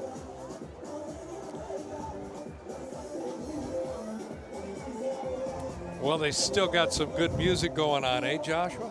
Yep. And for good reason. El Camino, the 21-point lead over crosstown rival Oceanside High School. So as you take a look at some of the stats from the first half, do it. 3 different individuals were able to get on the scoreboard, including Lucas Uzi with a 30-yard touchdown reception from Carson Howard. And then we had another touchdown reception for about 20 yards from Caden Coleman, their slot. And then we had a rushing touchdown from Carson Howard, rounding out the 3 scores here in the first half. The defenses also came up and made some plays. Number 53, Ezekiel Valles had a sack, as well as Quentin Johnson with the sack. But the El Camino linemen have been putting pressure on that quarterback all day. What I feel was the most costly was that drive where there were multiple penalties from the defensive celebration that really put them in a bad position and ended up resulting in the touchdown. Did we get any background information about that at all? I didn't receive any from the sideline. Hopefully. Regarding that. Hopefully there was a little investigation into that and see what was going on. But like you say, it looked like it was a celebration, which, again, like you say, with this type of rivalry, you would just assume there's going to be some celebration when something good happens for your team. Either side, it doesn't make any difference. And those were 2 good plays. I mean, that smack by the safety, he came up and just leveled him. It was a clean shot. And then on the penetration, there was like 3 people that helped with that sack. Both of those 2 plays to just be eliminated really took the wind out of Oceanside sails as they were looking for any type of momentum against this El Camino team. Well, we have the Wildcats back on the field. Yep. And I'm looking to see. We got our nice mascots. That's a good look at the mascots right there. Yep. Very good. I like that. They got a narrow hairdo. There's a shot at old lineman coach Cameron Mullafua. And, Halloween is just around the corner. And some of the stores now that you go into, it just seems like some of the things that they come up with get bigger and bigger and bigger, where you can go and you can step on a switch and then they start growling at you and everything like that. For sure. Have you seen that, Joshua? No? Nah, I usually send my wife to go do the Halloween shopping with the kids. No, this is at Home Depot. Home Depot? Oh, I'm not supposed to mention that. No. Oh. I can't fix nothing in the house, so anything that's getting fixed, I got to hire somebody, so I ain't going to that store either. No, that's so real. What are you going to be for Halloween this year? What am I going to be following? Yeah. Go Blue. Go Blue? How about you, Karis? How about University of Michigan?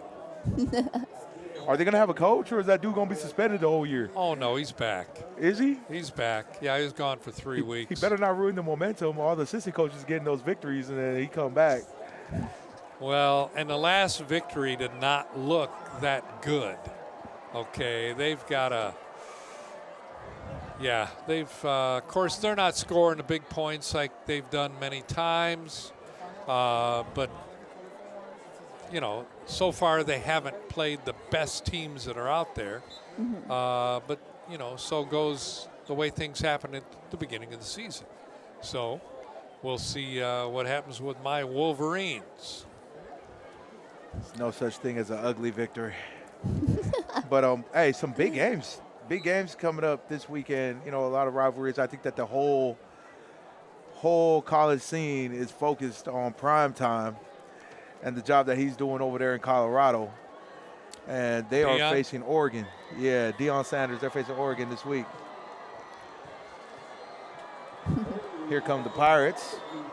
Coming back out.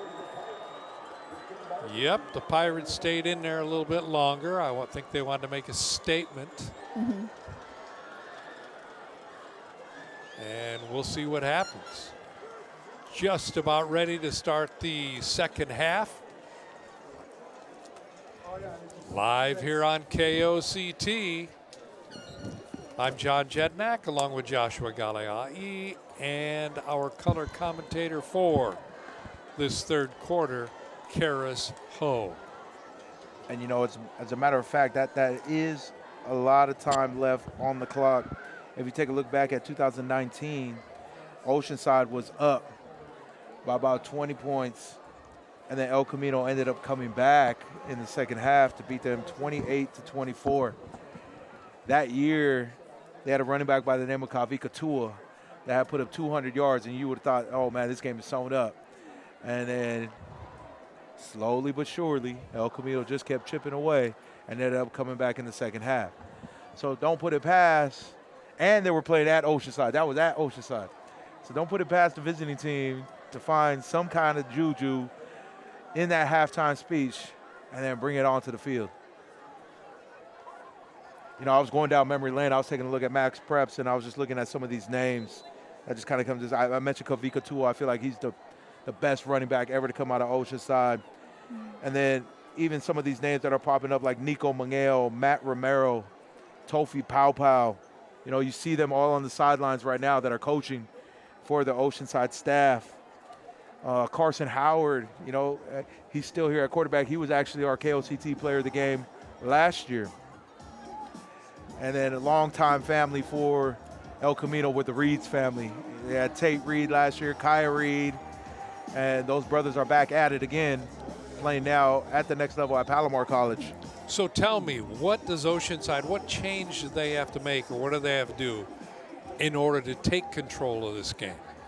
You know, I think they got to find out what the defense is giving them. The defense is really giving them some quick passing lanes, and we got to take advantage of those. I think that at the end of the game, at the end of the first half, they were only really looking for those long bombs as they were trying to put it on. But I think you take what the defense gives you, especially a stingy defense like this that is stacked all the way across the board. Like I said, from the D-line to the linebacking core to the DBs, there really isn't a weakness. So when they do create a lane for you, hey, we got to jump on those lanes quick.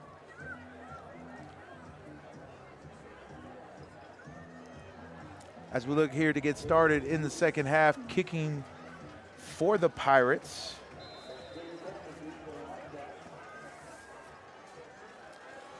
Super hard with these numbers, man. Oh, yeah, you can't even see it. I believe it's Christian Sanchez. And the kick is away. We're starting the second half. Ball taken at the 5-yard line. Now cutting straight up the middle, tripped up out to about the 26. So it's really, I think, Oceanside has to make a statement right now and stop them and get the ball back. I think they're looking for a turnover right here, taking anything out of the air. So if you're El Camino, you got to be thinking the exact opposite. How can I maintain ball security? How can I ensure the safety? How can I continue to eat time off of this clock? And they got that Rambo set, you know, which is probably the safest formation that there is out there, that they could keep jamming it in. But as they come out, they're looking to spread it out. Here we go. There's a snap running right up the middle. Almost 10 yards. Looks like they're spotting it about the. That was Devin Serta on the carry for about a 9-yard gain.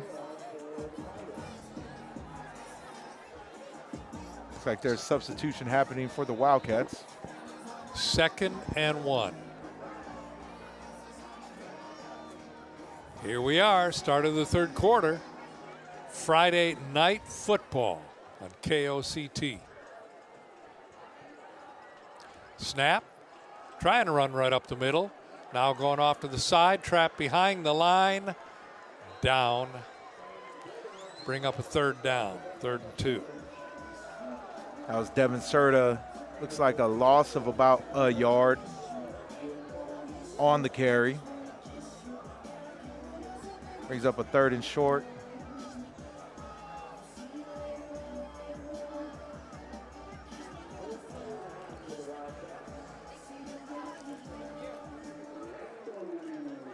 3rd and 2, snap. Going up the middle, and it looks like it is a first down for those Wildcats. Ray Taele on the carry for the Wildcats. About a 3-yard gain for the senior.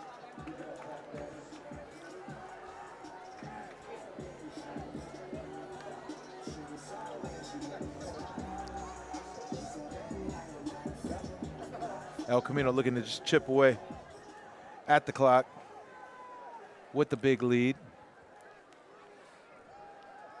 Right over the middle. And that's another first down, and they're into the Pirates' territory. Wildcats. Pass completed to Caden Coleman for 18-yard reception on the play.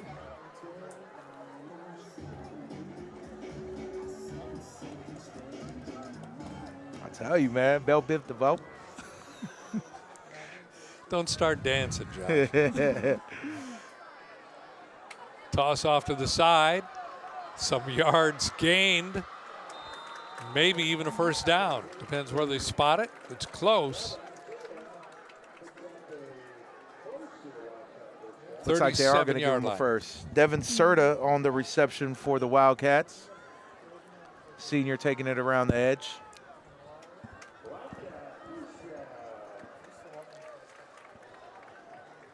Third quarter, getting ready for another snap. 1st and 10. Straight ahead. And do we have a penalty flag? We do. Yep. Oceanside brought the blitz on that play. Holding. Holding being called on the Wildcats.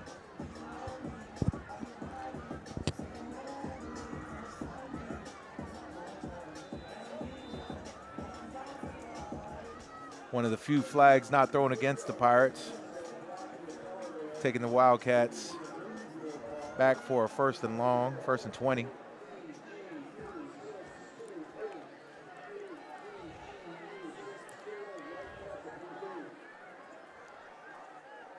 Here's a snap. And a quick toss right up center. And a good pickup, almost 20 yards, down to the 30. So we're going to bring up 3rd and 3. That screenplay went to Caden Coleman. 3rd and about 5. That 18-yard gain on the play. So we're talking 2nd and 5. Quick little dump screen pass. That man has the ability to make people miss.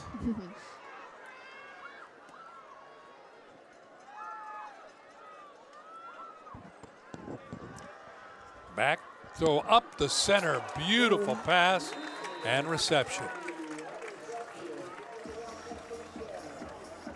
Nice catch by Lucas Uzi. Senior getting a first down. About a 12-yard gain on the play. 8.5 minutes left. Let's go down to the sideline. This is Anna Vaya with Oceanside High School. How do you think your school's performance is for the first half? I definitely think we need to do a better job of moving the ball, but other than that, I know these boys are playing their hearts out. There's a lot of emotion. There's a lot of emotion running on this game tonight, but it's very easy to get caught in the mix, but I do know that we are not going down without a fight, not this time for sure. Yeah, I mean, our boys putting their heart out. We got 21 out of 0 in the first half, and I think that we could really pull it off. I do too, but you know, it's all love tonight here on the field. I know there's definitely a lot of tension with the boys and just a lot of emotion, but I know that we're definitely going to come back as we should. Back to you, Josh and John. Thanks so much, Anna and Joanna. Appreciate that. Another great job on the sidelines. So we had a 2nd and 13, and now we're going to have a 3rd down. Pirates holding them up a little bit. Wildcats with the ball. 7 minutes left, 3rd quarter. Pirates absolutely need to come up with a stop here. to eliminate a 28-point deficit.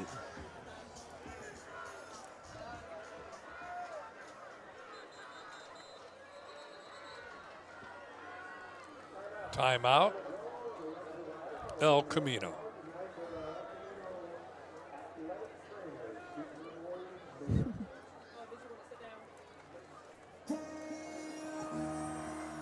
Looks like Coach Pow Pow saw something that he didn't like out there. Wanted to bring the group back together. Coach Pow Pow, El Camino's offensive coordinator, who last year was on the sidelines with Oceanside. Cam Olafua, as well as Coach Andrew Pow Pow, all former assistants under Coach Dave Rodriguez, who ended his tenure after the season last year, are now here with the Wildcats. And great additions to this staff. You know, Hobbs had mentioned that he was extremely interested when the opportunity came about to talk to those individuals about bringing them on board. Never wanted to step on Coach Rodriguez's toes, and so he never approached them, but as soon as the opportunity came, he jumped at the bit to bring them on board. All righty, 3rd and 7. Third quarter, 21-0. Wildcats dropping back right over the middle. A good catch. Could get into the end zone. Touchdown. El Camino. That was a great over the center pass. Right down the middle. And a good run. Nice pass by Carson Howard to Devin Serta for a big game for a touchdown. The senior getting into the end zone with some shifty moves after the catch. I'm hearing Devin Serta a lot tonight. You know, I think he's making a push to get this nice little plaque that we have here. Yeah. The KOCT Sports Live Player of the Game 2023.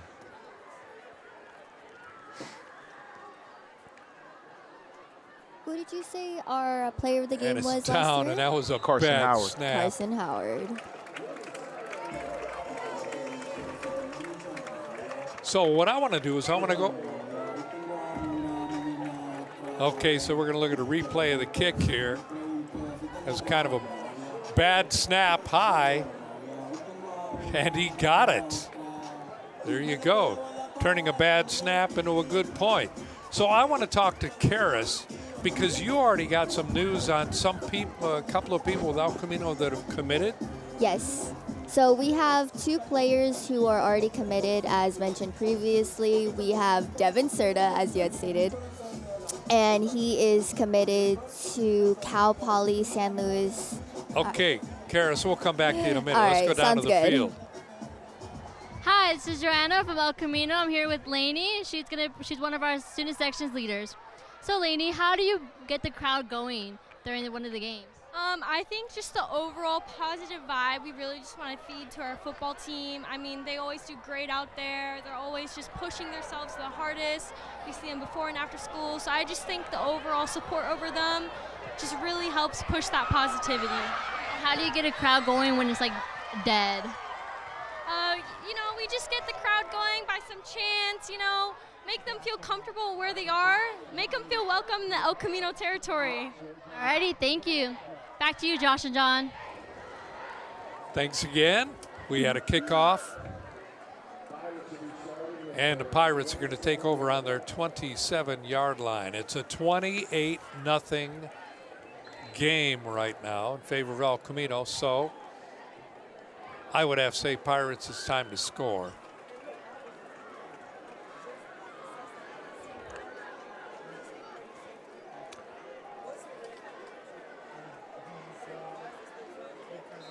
Running it up the field, and we're about to 29-yard line. Karis, were you done with that about the commitments? Oh, yeah. So as stated previously, we have our We have 2 players who are already committed to 2 different colleges. We have our number 5, Devin Serta, who's committed to Cal Poly San Luis Obispo, and he is actually on a full ride sports scholarship. So congrats to him. And we have our number 53, Zeke Valles, who's committed to Claremont McKenna. So those boys will be looking forward to attending the schools after graduation. Awesome. Very good. Thank you. 6 minutes left, and right then we saw the pass that went incomplete. So we have a 3rd and 9 situation. Joshua, I would have to say that Oceanside needs to make this first down. What do you think? Oh, absolutely. I think that they needed to make that stop on that last series. But yeah, they are absolutely needing to convert on a first down and put some points on the board. Otherwise, this could be out of reach. You know, speaking of youth night, you know, in our age group, if you go a 28-point lead, then game's over. And I don't want to say that that's where we're at right now. Don't. And I won't. Here we go. Dropping back. Throwing it way downfield. He got it! He got it, and he's going in for a score. Touchdown, Pirates. I thought he had missed on the throw. I thought that was out of reach. And he lobbed that up there. What a grab. What a way to keep his balance. I'm going to take a guess that is Trey Nastasio on the reception. We're going to go into a replay there. There's a look going at into Trey Nastasio getting up in there. What a pass. What a play. Love these KOCT replays now. Now, didn't I say that he had to complete that pass? Didn't I say it? You said it. Uh-huh. He heard me, right? You know, Put it out in the universe. I think Coach Pomele on the other side wants you to say that again. Okay. You know, that didn't come out. What a play call. Offensive coordinator for Oceanside, Darius Pickett, and co-offensive coordinator, Tofi Paupau. Their first points on the board, but what a throw by the quarterback and an unbelievable catch by Trey Nastasio. And then the ability to keep his balance afterwards. He saw the money in the end zone, and he took the opportunity to go out and get it. What a play for that young man. How many yards would you estimate that was? Oh, my gosh. Was it 50? Yeah, we're going to give him 50. Our official stat keeper is going to go ahead and put down 50 on that one. It's quite the stretch. Yeah. What a play by Oceanside. Definitely needed. For sure. Very good, and looks like they are going to come up for they're going to go for a 2-pointer.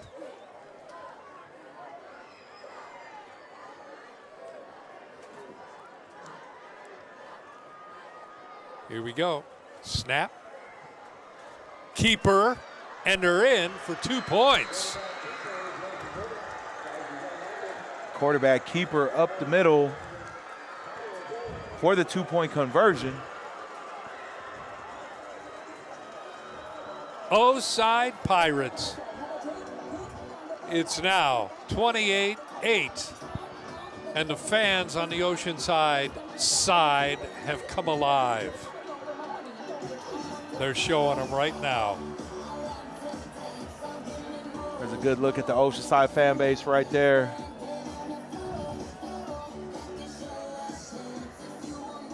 And I wish I could see the number and on you know, the that just quarterback. brings a lot of good action to the game. So we got just under 6 minutes left in this third quarter. 28-8. Wildcats still in front, but the Pirates made a statement there. Let's see what they can turn that into. Live on KOCT, coming to you live from El Camino on a beautiful night in Oceanside, California.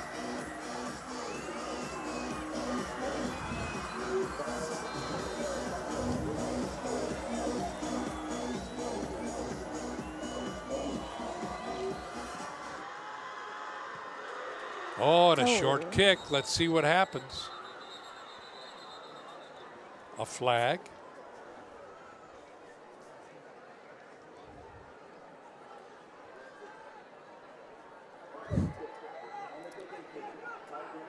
So what are they going to do? Kick it over?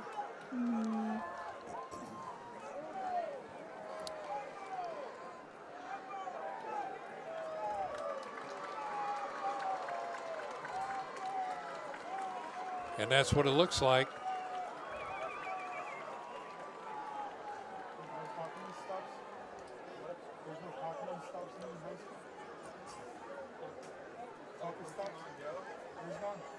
So they're going to kick it again, Oceanside.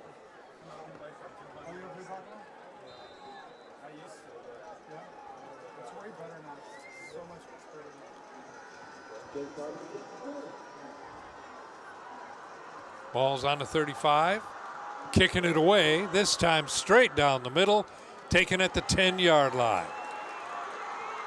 Up to the 30, 35, 40, 45, 50, and he's broken away. 30, 20, 10, touchdown! The Wildcats.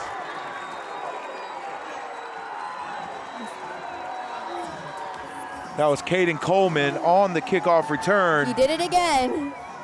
95 yards. And let's take a look at this replay, if we have it. And he ran all the way down for the score.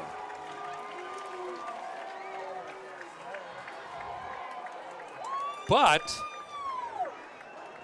there's they haven't put the conversations points on and the a board. flag. Yeah, they haven't put the points on the board. So what happened? Looks like the refs are having a conversation. That play might be coming back.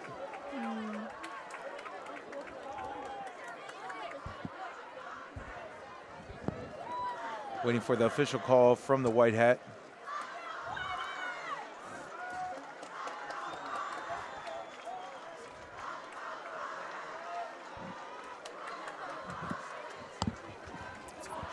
They're going to say it's good. Points are on the board now. Yep.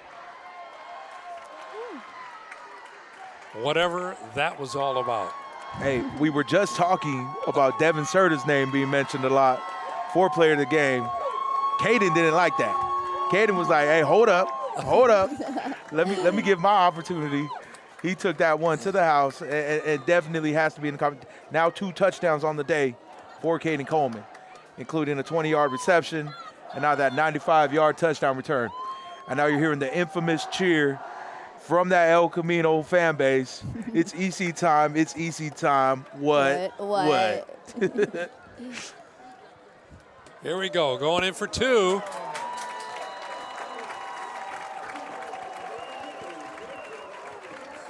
Two-point conversion of Ray Ellie. Shuffle pass. Gets it right up the middle, brings it to 36-8. Coach Pomela wants you to say what you said last time. Okay, well. About the pass. Okay, there's still 5.5 minutes, 3rd quarter. Coach Jedinak. All right, so we're getting ready for another sideline interview. Are we ready for that? Hi, welcome back. This is Anna Vaya with Oceanside High School. I'm here with our offensive captain, David Protisano's mother, Deborah Protisano. How are we feeling tonight, Mom? Oh, we're feeling good. We're feeling great. You already know, spirits are still high. I mean, we might be down a little bit, but at least we're on the board. Right. You know, we all know David. He's started as a freshman on varsity and now being a senior. How has his performance improved throughout these years of his playing? Well, when he was a freshman, he actually had an injury. COVID kind of stopped him from playing that season. It was kind of robbed from everybody. Sophomore year, he was on varsity. He didn't really get a lot of playing time. Junior year, he got injured. So this is like his real healthy year, and to see him just really work through the injury and get healthy, I mean, it's amazing. God is good. Amen. How would you say David has progressed during this game in particular? For this game in particular, I really saw a lot of mental preparation for me. It wasn't so much the physical, but a lot of you know, as a captain, there's just a lot to balance as far as being there for your team, his schoolwork, his faith. There's a lot of things that that all kind of work together to make him the player that he is. But he's done a lot of like mental preparing more than like physical. All right, that's great to hear. Back to you, John and Josh. Thanks again, sideline reporter for Oceanside, Anna Vial. Great job. And with that, we had a kickoff. Pirates have the ball. They got it up to the 42-yard line. To touch base on what Ms. Prodezano said, man, you know, that mental toughness is absolutely key to being a leader in any sport that you're playing. And the ability to work on that sometimes, you know, doesn't happen a lot. So I think you got to be aware about the mental toughness. You always have a chance in this game. Ooh. That was a takedown.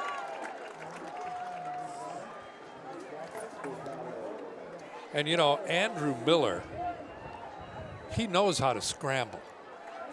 Yeah, I think that they actually switched quarterbacks. Oh, really? Yeah, and that's what I was thinking last time, that the quarterback looked different. I think that's Joseph Vinup in at quarterback, number 2. You know, Coach Pomela is making it hard for us up here in the booth to see who actually is making the plays. But I think that's actually number 2, Joseph Vinup, in at quarterback for the Pirates. Well, another flag. Looks like illegal procedure.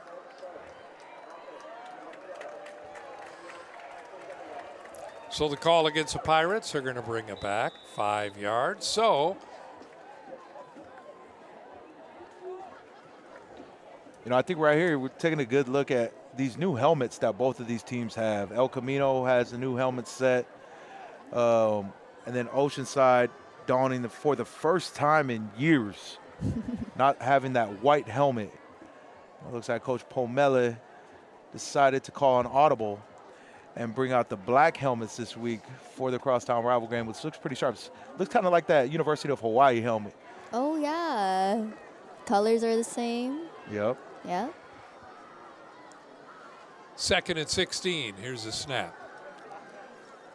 Drop, throwing over the center. Ooh. Could have had that. Thrown high, he went up for it. Kind of tough. 3rd and 16 now for these Pirates. I got to say, Vinup at that quarterback position brings a little bit more mobility. And I'm liking the vision that he's having on seeing the open receiver downfield and the ability to get it there quick. You know, you don't have a lot of time against this El Camino defense. He's able to scramble and get it out to his receiver in a timely manner. I tell my receivers all the time, if it touches your hands, we should be catching that ball. And that receiver had the opportunity to catch that. Well, we got a 3rd and 16, ball on the 36-yard line. Pirates, 4 minutes left, 3rd quarter. Here we go.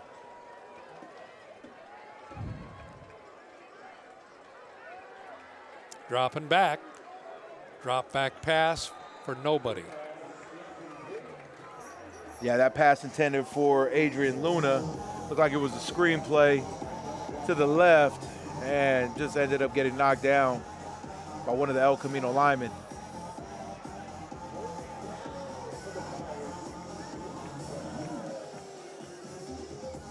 So we go to a 4th and 16. And that is a little bit different setup.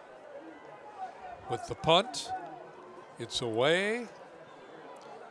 Hits at the 40, bounces back.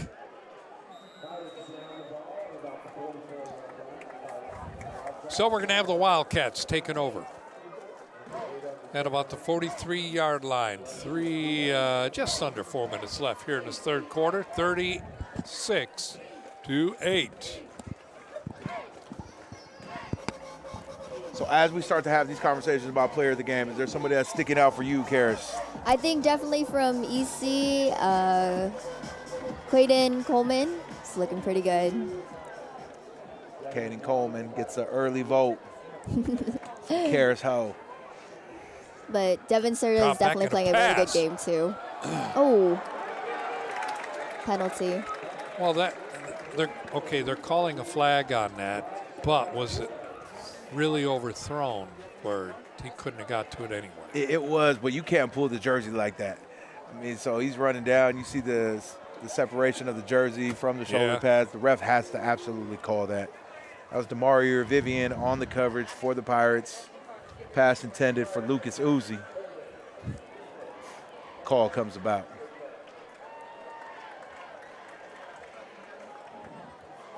Brings up a first down for the Wildcats.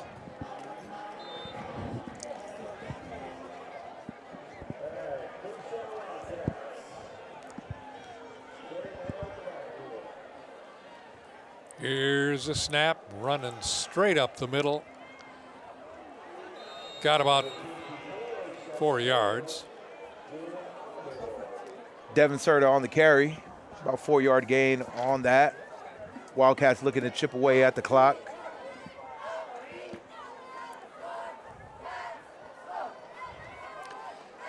And speaking of the clock, we have 3 minutes left here in this third quarter. On this youth night at El Camino.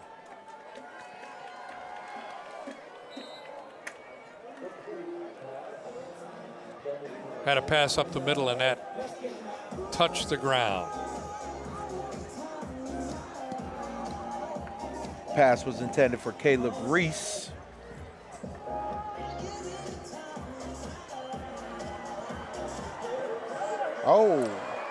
Oh, here we go. Looking for some airtime.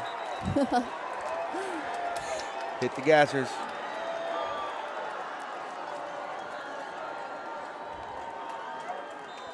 He got it. He made it through. See if he makes it past security.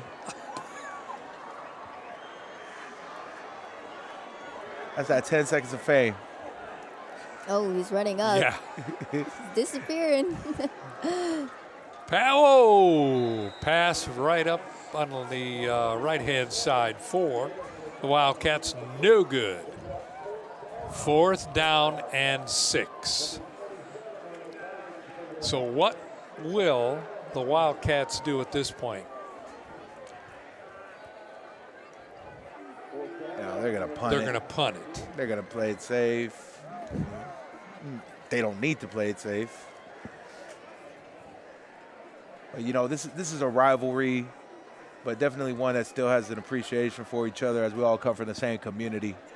You know, it's not like the Michigan, Ohio State, you know, where they got hate. Real beef. I heard that. I think there's some love in this community over here. So I think El Camino's probably looking to take their foot off the gas a little bit as they pretty much have it in the bag. 36-8. Yeah, I have a good friend that went to Ohio State. He's still a good friend. Let's just say that we're both over 30. And you should see the text messages between us throughout the season. Oh man, I know how that rivalry is. I got this guy on my coaching staff, Keith Johnson, and he's a hardcore Buckeyes fan. You know, he has a Buckeyes sweatshirt on almost all the time. That dude's always repping Ohio. Yeah, my good friend Jerry would like for me to mention his name, but I won't.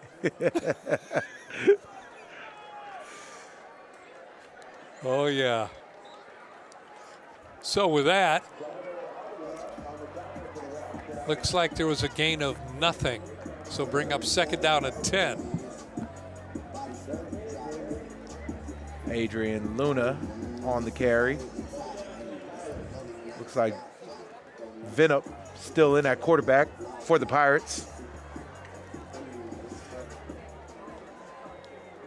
2nd and 10, 2 minutes left in this third quarter. From El Camino High School. Throwing down the field, caught, and it'll be a first down. Nice ball. I'm liking the timing with Vinup in here at quarterback. Ability to get the ball out, took his drop back, got the ball to the receiver.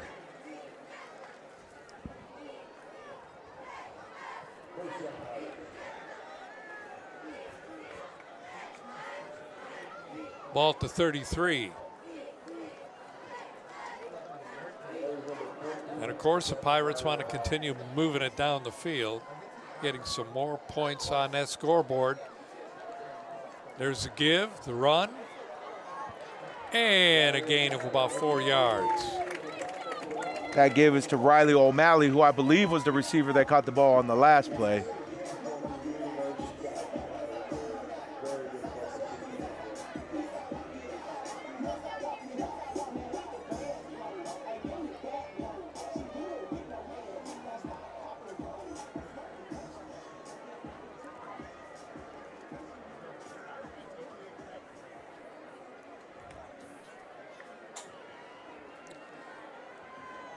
Minute and a half, 2nd and 7.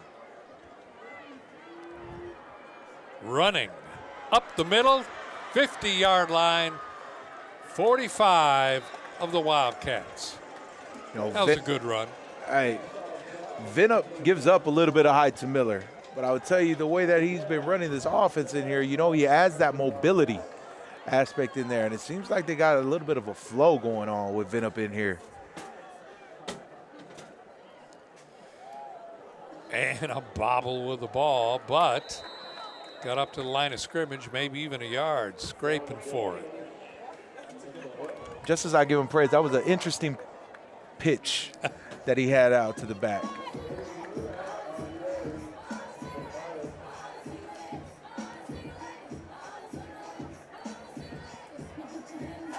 And they got time for one more play here in this third quarter. 2nd and 10. Ball at the 45 of El Camino. Oh, it looks like they're going to call a timeout. Somebody threw up on the field, will now be leaving the field. For the Pirates. I got number 66, but we don't have him on the roster. How can you even see those numbers? You know, I'm just trying to focus in a little bit and a little bit of guesstimating, utilizing the screen. Do you wear contacts with a hint?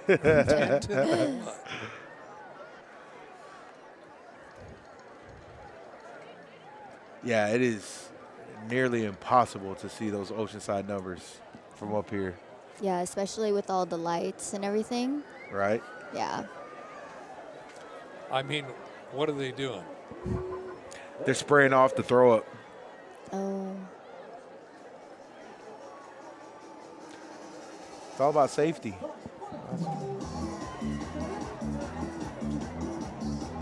Yup. So you're right on this, Josh. Yeah. He's got a vision. Somebody was not feeling good. I can't see the numbers, but I could see the liquid. You could see that? I could see the liquid being deposited. No, I was backwards, right? The deposit is in, exported, or opposite of deposit. Withdrawn. Withdrawn? Well, here we go, dropping back, thrown away down the field. Beautiful pass, and nothing. Dropped. We're going to go over his head. I don't know, you got better eyes than I do. Did you see it? That was a nice little 50-50 ball. He just threw it up there, gave his receiver a chance to go up and make a play. You know, they call it 50-50 because one of us is going to come down with the ball. Neither of them came down with the ball on that play. But what they're doing is they're giving themselves a chance.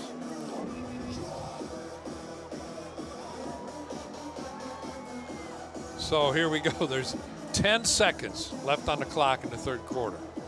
And we have a 3rd and 10. Ball at the 45.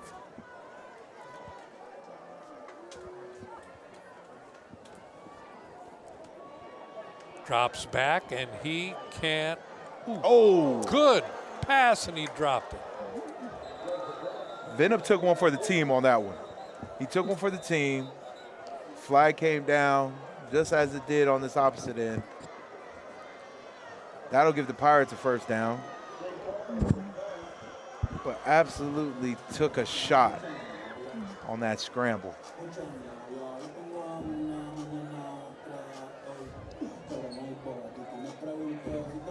Able to stand up on his own, being checked out by Coach Tofi Pow Pow.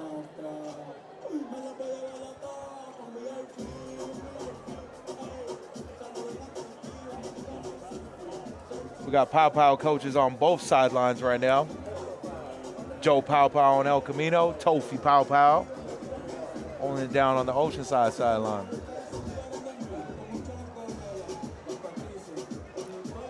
And with that, they move the ball down to the 30-yard line. So Oceanside moving in for a chance, 6 more points. Coach Pomela wants you to say your play again right now, that they need to make a pass. They need to complete a pass downfield. That's what they need to do. They need to make a pass, and I think this would be a good opportunity for them.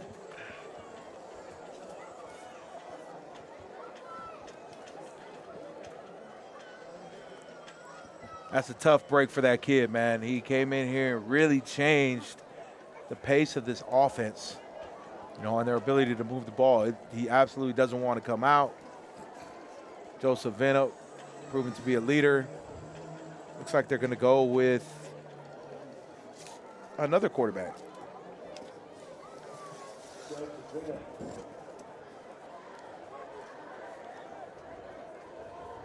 That one coming onto the field is number 4. Ryan Speltz. No, I think that Ryan Speltz is the El Camino. Saul Gonzalez. I believe that's Saul Gonzalez coming in for the Pirates. I was just testing you. Okay, here we go. Running the ball. Nowhere.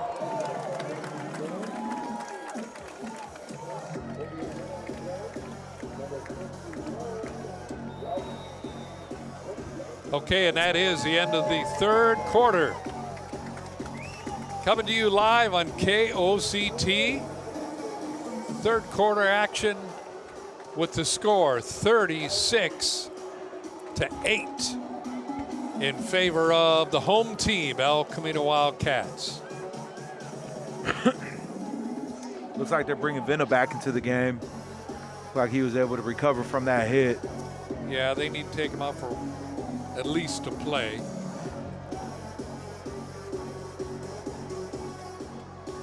I think they keep moving him out of the pocket,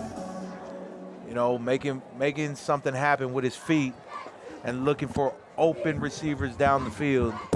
I think would serve them well. He has a good feel for the pocket. Now, do you know, is this the first time he's been in a game this season? It's been Andrew Miller at quarterback for the majority of the games that I've been to. I haven't seen any other quarterbacks go in there. Venop has been a key receiver for them at the slot position. So,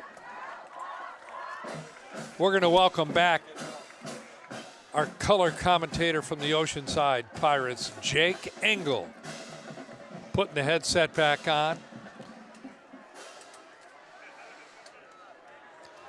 A throw down the field, and if he caught it, it was out of bounds. And, of course, we want to thank Karis, but she'll be back right at the end of this 4th quarter as well. Jake, what do you have to say? What are you thinking? Oceanside is not doing well. What needs to happen? Andrew Miller needs to start connecting on his passes. He keeps overthrowing everybody. I think they got Venop in there now, and he's pushing the ball down the field. But yeah, they got to come up with those plays. So here we go, 3rd and 10 at the 30. Low snaps. Again, there's a flag right there in the backfield. So that'll take them back 15 yards, holding offense. Looks like they're calling that on Angel Mejia, which will bring it back. Well, they're going to call it back 10 yards. 3rd and 20.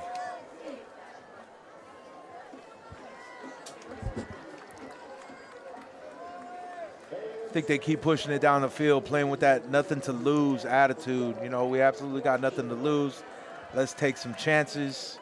Let's just put it out there. The worst thing that could happen is turn the ball over at this point.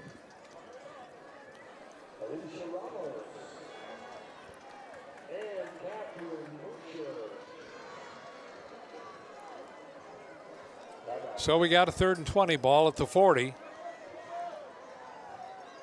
Drop back, gonna run. Tackled behind. Another loss of about 9 more yards. So we could be seeing a punt coming up here. On the sack for the Wildcats was number 70, Tim Faasa. So that brings up 4th and 25.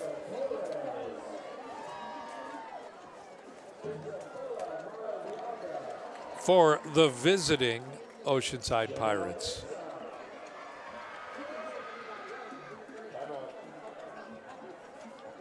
Snap, punt, and that looks like he went out of bounds about the 20-yard line. 19. 10 minutes left in this game now.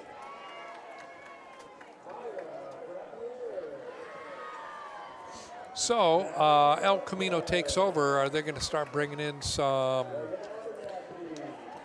other players, Josh? Hey, they still got Carson Howard out there at the quarterback spot.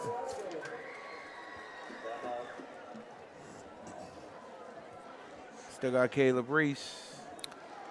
Fumble on the play. Oh. And coming around to the 30, 35, 40, 45. What a heads-up play by Carson Howard to get the ball out. It's Caleb Reese. We're going to call that a 8 missed tackles. A 50-yard rushing for Caleb Reese.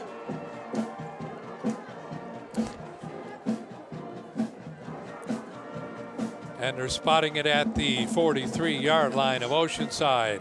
El Camino on the move. Fumble.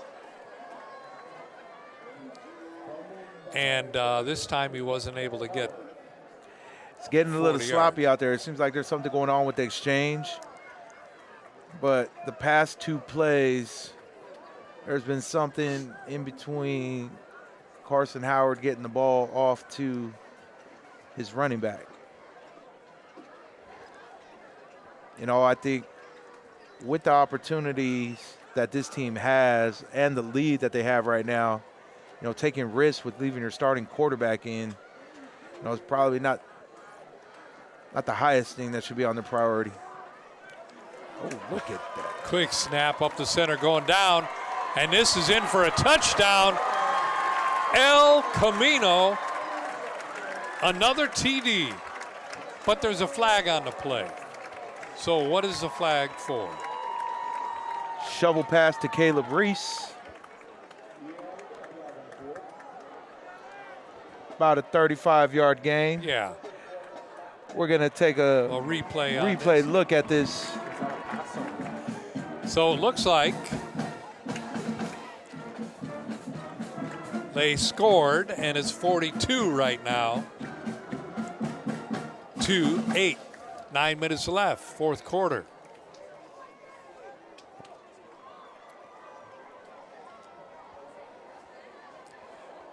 And that was a trick play,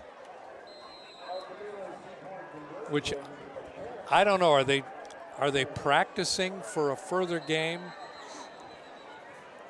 I don't know why you do a trick play and not just snap it and put it through the uprights. Probably trying to get some more stuff on film. But that brings us back to our conversation. It's starting to get chippy out there. Do you really want to risk your key players out there, especially in a rivalry game where it could get chippy like this and then result in an injury? Flag on the field based off of that last altercation.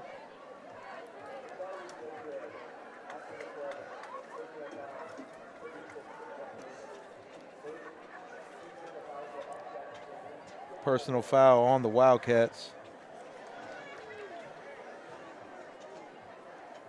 But that brings us back to our conversation now with Caleb Reese Now taking it to the house.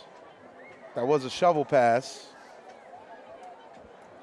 Does Carson Howard make his way back into the conversation for player of the game now? You know, because he has a rushing. Now he's thrown for 2 touchdown passes. Has to be back in consideration. These Wildcats ain't making it easy.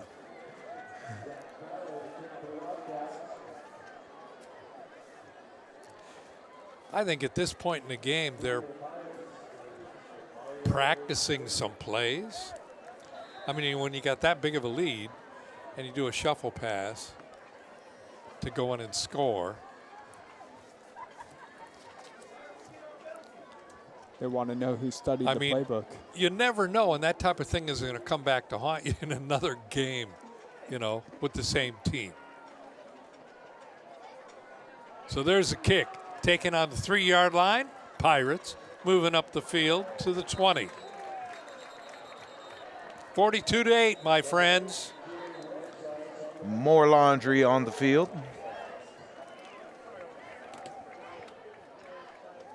Which stops.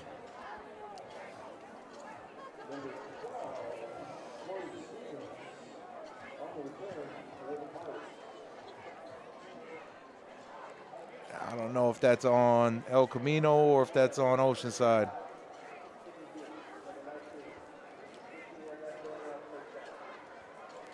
You know, I don't know. I have seen a lot of games. I don't know that I've ever seen this many penalties called. Yeah, I think that's a lot of penalties. This is up there for me too.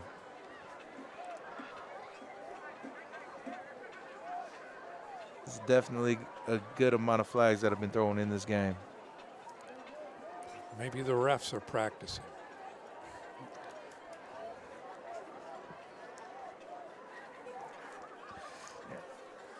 As far as the trick plays, you know, I think what it does for your upcoming opponents is it gives them something extra that they have to plan for.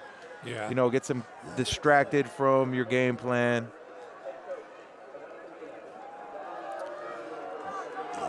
Well, they keep moving it.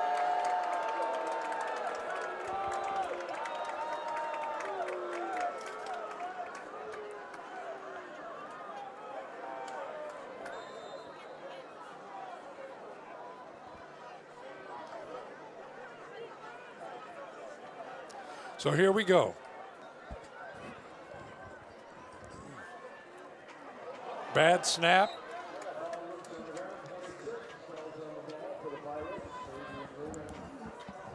Looks like neither team can get a clean snap.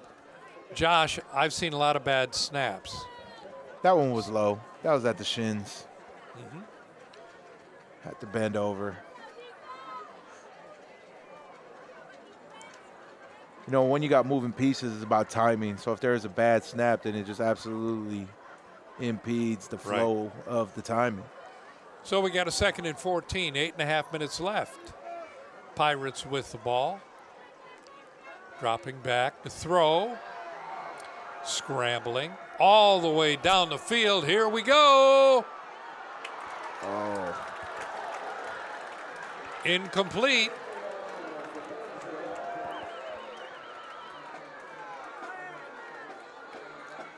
And Oceanside trying to call for another penalty.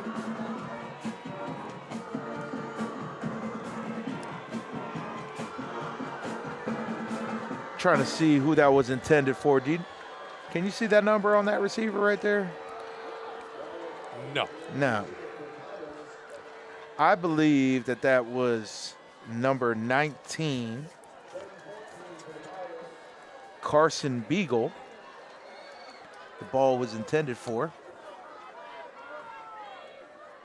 Vinup still in at quarterback for the Pirates. Here's a snap, 3rd and 14. Is he going to run it? He threw it, caught, and it's a first down.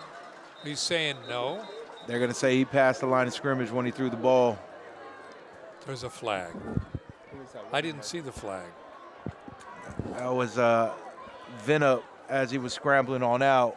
It's probably in question that he passed the line of scrimmage when he threw the ball. You know, as you were scrambling, I was thinking, man, that's getting pretty close. That's probably the call that they're making.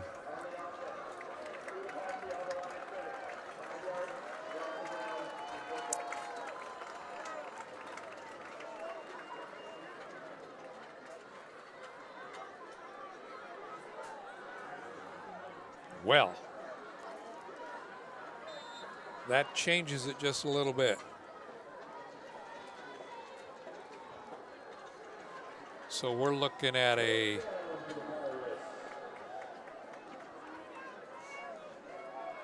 Fourth and 20.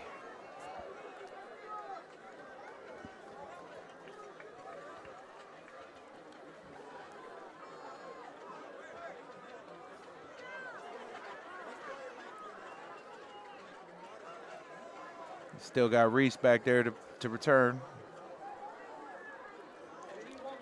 Reese, one of the players in consideration for player of the game. snap, punt, and he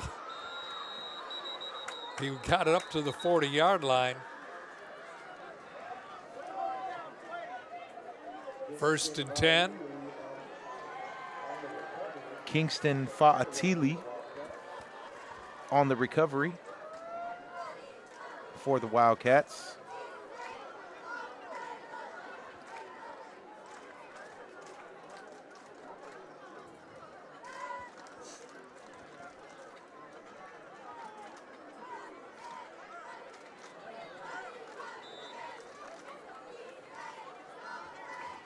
Here we go, first and 10.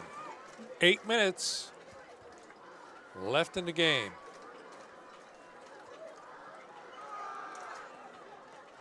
Running the ball, gain of 2. That's Leo Bell for the Wildcats on the carry.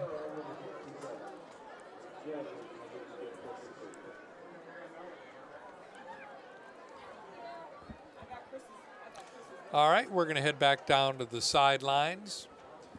And let's go down and get another interview. Well, it's been an amazing experience here tonight at El Camino with the City Cup game. Unfortunately, Oceanside could not take it home, but, you know, we can only hope for a much better, promising season this year. What do you feel, Joanna? I think that both teams really gave it their all, and both teams really tried their best. And you know what? It only could be one winner, but we hope that each team has a good future going on. I agree. There's been a lot of heart tonight on the game, you know, a lot of tension. But despite that, both teams did their absolute best. I believe that we both came together to represent Oceanside tonight, and it's been a beautiful experience watching it all come together. This has been Anna Vaya with Swashco at Oceanside. And Joanna Moniz with ECTV at El Camino, sending it back to the booth.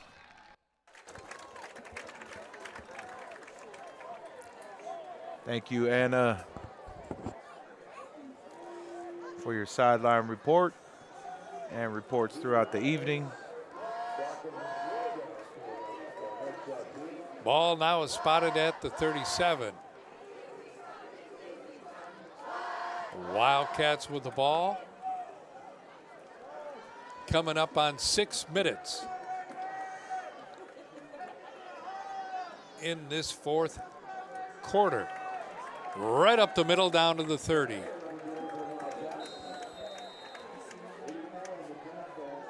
And up here in the booth with us, of course, is from Oceanside, Jake Angle. Jake, anything to chime in about what you think they ought to work on for rest of the season? Pirates? Andrew Miller needs to figure out his deep ball. He just cannot connect with his receivers. Yeah, they really just need to figure out the whole passing game. They could not get anything on the passing game tonight. And also stopping the run, just every run is 5+ yards. Can't stop them. Ray Taele on the dive for the Wildcats, continue to march the ball down the field and eat away at this clock here in the fourth quarter. I know, pretty soon somebody's going to have to head down for player of the game. Yeah, we got some time, man. These Wildcats, they're going to take advantage of their opportunities. They're going to make it a little bit more harder. Now you got Leo Bell in here. He wants to be in the conversation. That ball's going to be spotted at about the 7. Wildcats with another good run.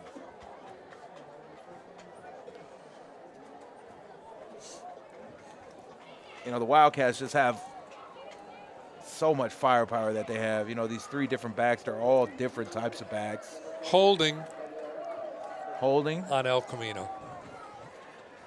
As we're talking about those backs, you know, you got the bruiser back in Taele. You got this long back in Bell, you know, that can just hit the seam and be out. And then you got Devin Serta that just comes with power, quickness, and having to stop those 3 in addition to the wide receivers would be a tall task for any defense. Yeah.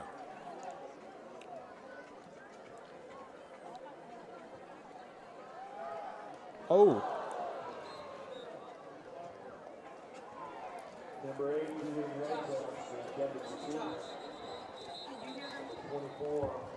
No. Yeah. Yeah.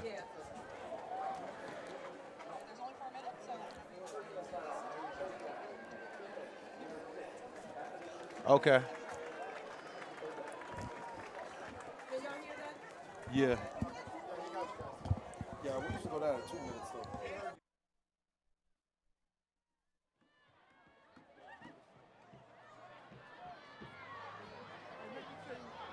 Correction, first down.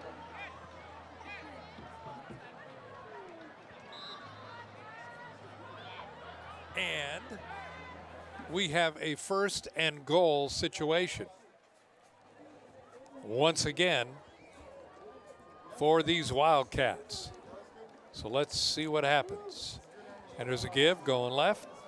Handoff in toward the end zone. And what did they call? They called it stopped at the 1-yard line. Keep that clock rolling is what they're saying. So now we're at the 4-minute mark. And we will be at 2nd and goal from the 1-yard line. So who are you leaning towards right now, John?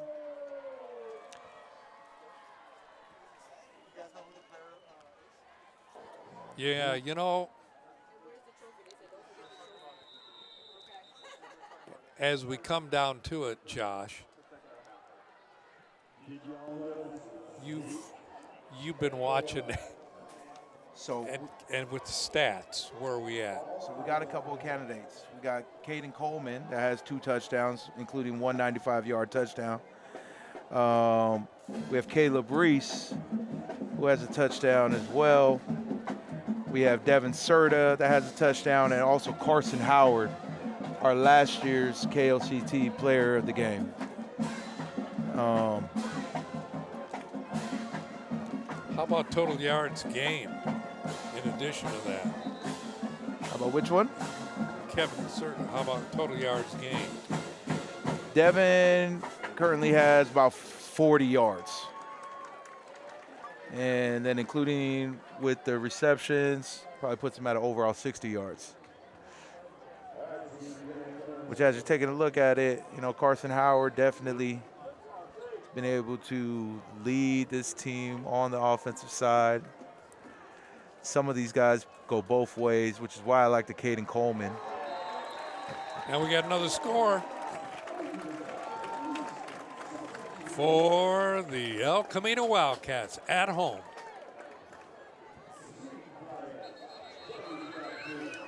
Somebody's down in the field. Pirates. I think it was, I didn't see the number.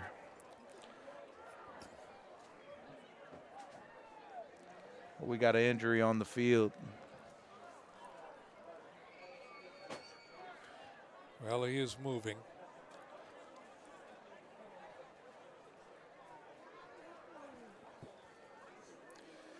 Yep, 3.5 minutes left.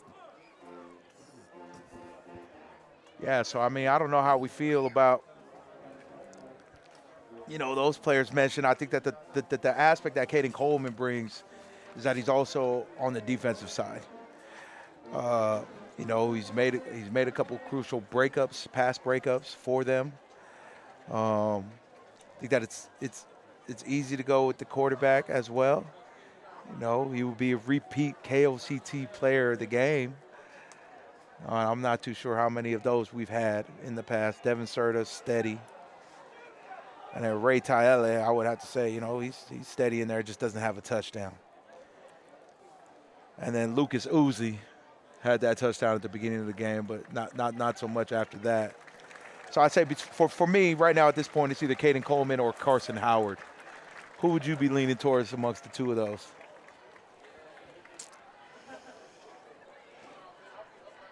Well, it's kind of a toss-up right now. Yeah, it is. I would go with Coleman. He stepped up big time this game with 2 You would go with Coleman, Caden Coleman? 95-yard return. Okay. What's your vote? Yeah, I'll go with that too. You go with Coleman? Yeah. Man, I like dynasties. I like dominance, which is why I would like the Howard pick. But Carson, if you're listening, I was pulling for you. Okay?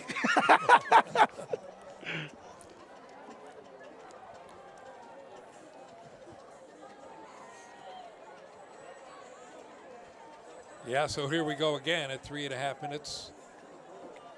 They're going for 2 points. It is 48-8.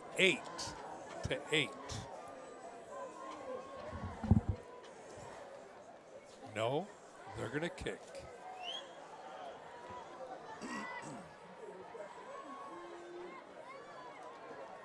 So here we go. Snap, down, up. It's good. 49-8.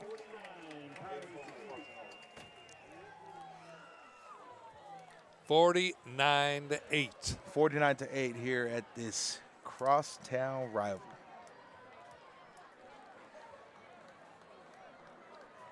We're kind of taking a survey over here in the booth. Really going back and forth between Caden Coleman and Carson Howard. Both have had excellent games.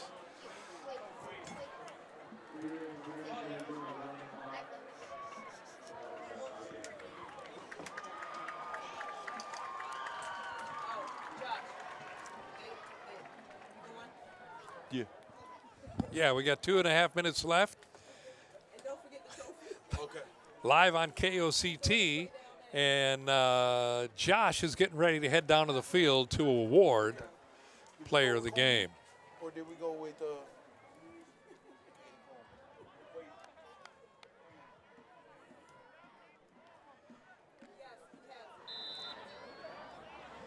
All right.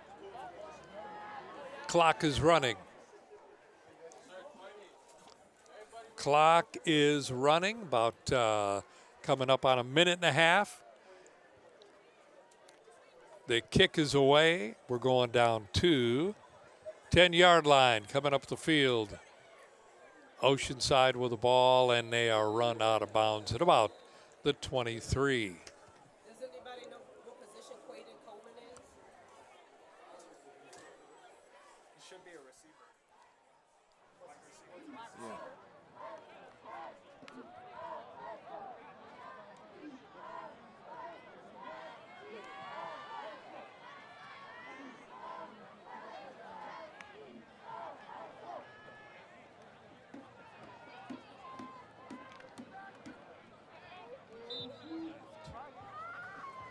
Live on KOCT, year after year, we bring you this game. Handoff, running up the middle to about the 24-yard line. As the clock continues to wind down.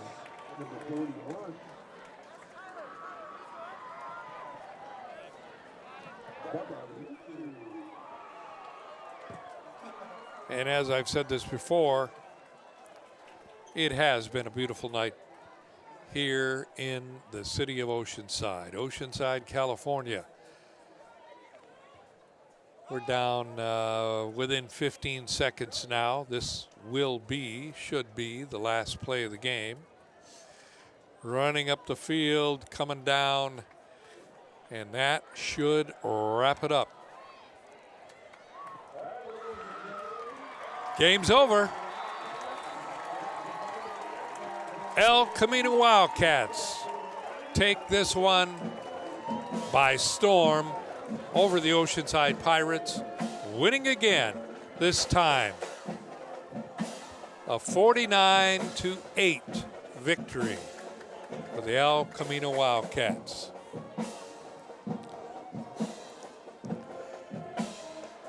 So Jake, from Oceanside, I want to thank you for coming up here once again. One of our student commentators, member of the golf team that you guys won, right? Yeah, we went, I think, 9-0 last year. 9-0, quite a good record. Pirates. Yeah. Very good.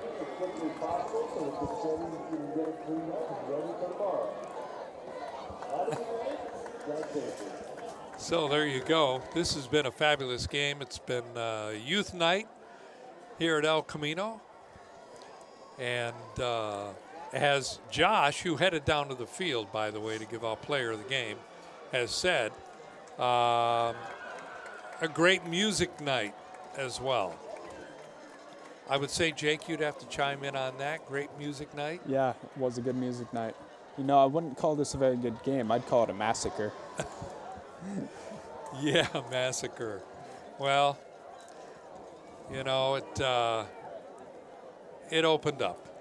Let's put it that way. It opened up and it showed the domination that really, I would say, the Wildcats had on the field, especially at the line of scrimmage.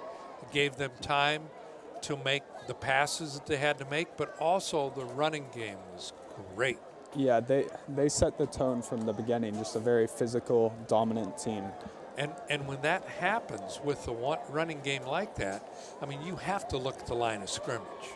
Yeah. Because those guys now to open up a hole and the guy can slip through it and then take off. Yeah. And that's what was happening. So it has been not a night of celebration for the Pirates. Nope. You know, but there's quite a few games left in this season. And with the Pirates in that new division, they're looking pretty good there. Yeah, I think we're 2-0 in our division, 3-3 now in total. So they've got those games ahead of them. So there's positive things that happen, and the Pirates have a lot of positive points on the field, and they can make that happen. Yeah. So as you look ahead. Once again, for these two teams, this is a classic game in the city of Oceanside. So, as we've just heard out of the booth, they're singing the alma mater down there for those Wildcats. They're happy, and they should be. Great night here for them at El Camino.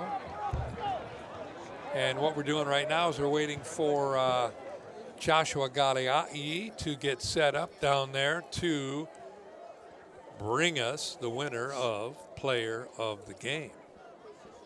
And we had a lot of discussion about that up here in the booth. Yep. We wanted to get some votes on it because it was close. This one was close. Last year, it wasn't as close coming up with the player of the game, but this year it was. So we had 3 to 4 names that we wanted to go through to get down to the final 2. Yep. And votes were mixed, but most of them came out for the winner that's about ready to be announced. Yep. Who won it last year? Who won it last year? Was it Carson? Yes. I believe it was Carson last year. So we'll see how that turns out this year. Yep. And I know, as Joshua was saying, that, there's some new uniforms out there, some new helmets, and that type of thing. That made it a very cool game. Yeah. For both squads. But, again, there's always next year. And next year's game is going to be back at Pirates location. And we'll see how that turns out. You just never know with graduations and the way teams make their changes. Anything can happen. So with that, we've got the message that we're getting ready to toss it down to Josh down in the field, and let's find out who the City of Oceanside 2023 city champions, the El Camino Wildcats, and tonight's player of the game, Quaden Coleman. Quaden had a punt return for 95 yards and then also had a reception for a touchdown. What does being player of the game mean to you? It means a lot. Just the work that I put in the offseason just showing right now, and it feels good right now. Yes, sir. What are the team goals for the remainder of the season? Just keep on moving forward, have relentless effort, and have next play mentality. Congratulations to y'all, and here's the player of the game, Quaden Coleman.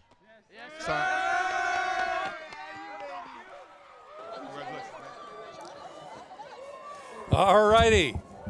Good job down there again, Josh. And he's great in the booth. The guy has so much information about what's going on with, the players and everything. That's really, really great for us to have here.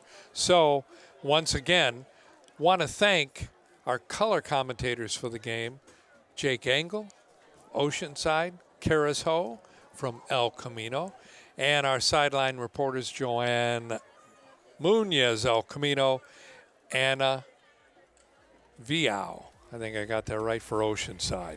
So thank you so much for joining us here for another live event on KOCT. I'm John Jednak, a.k.a. Trey J. And we want to thank you for joining us, and we'll see you again next year. Have a great night.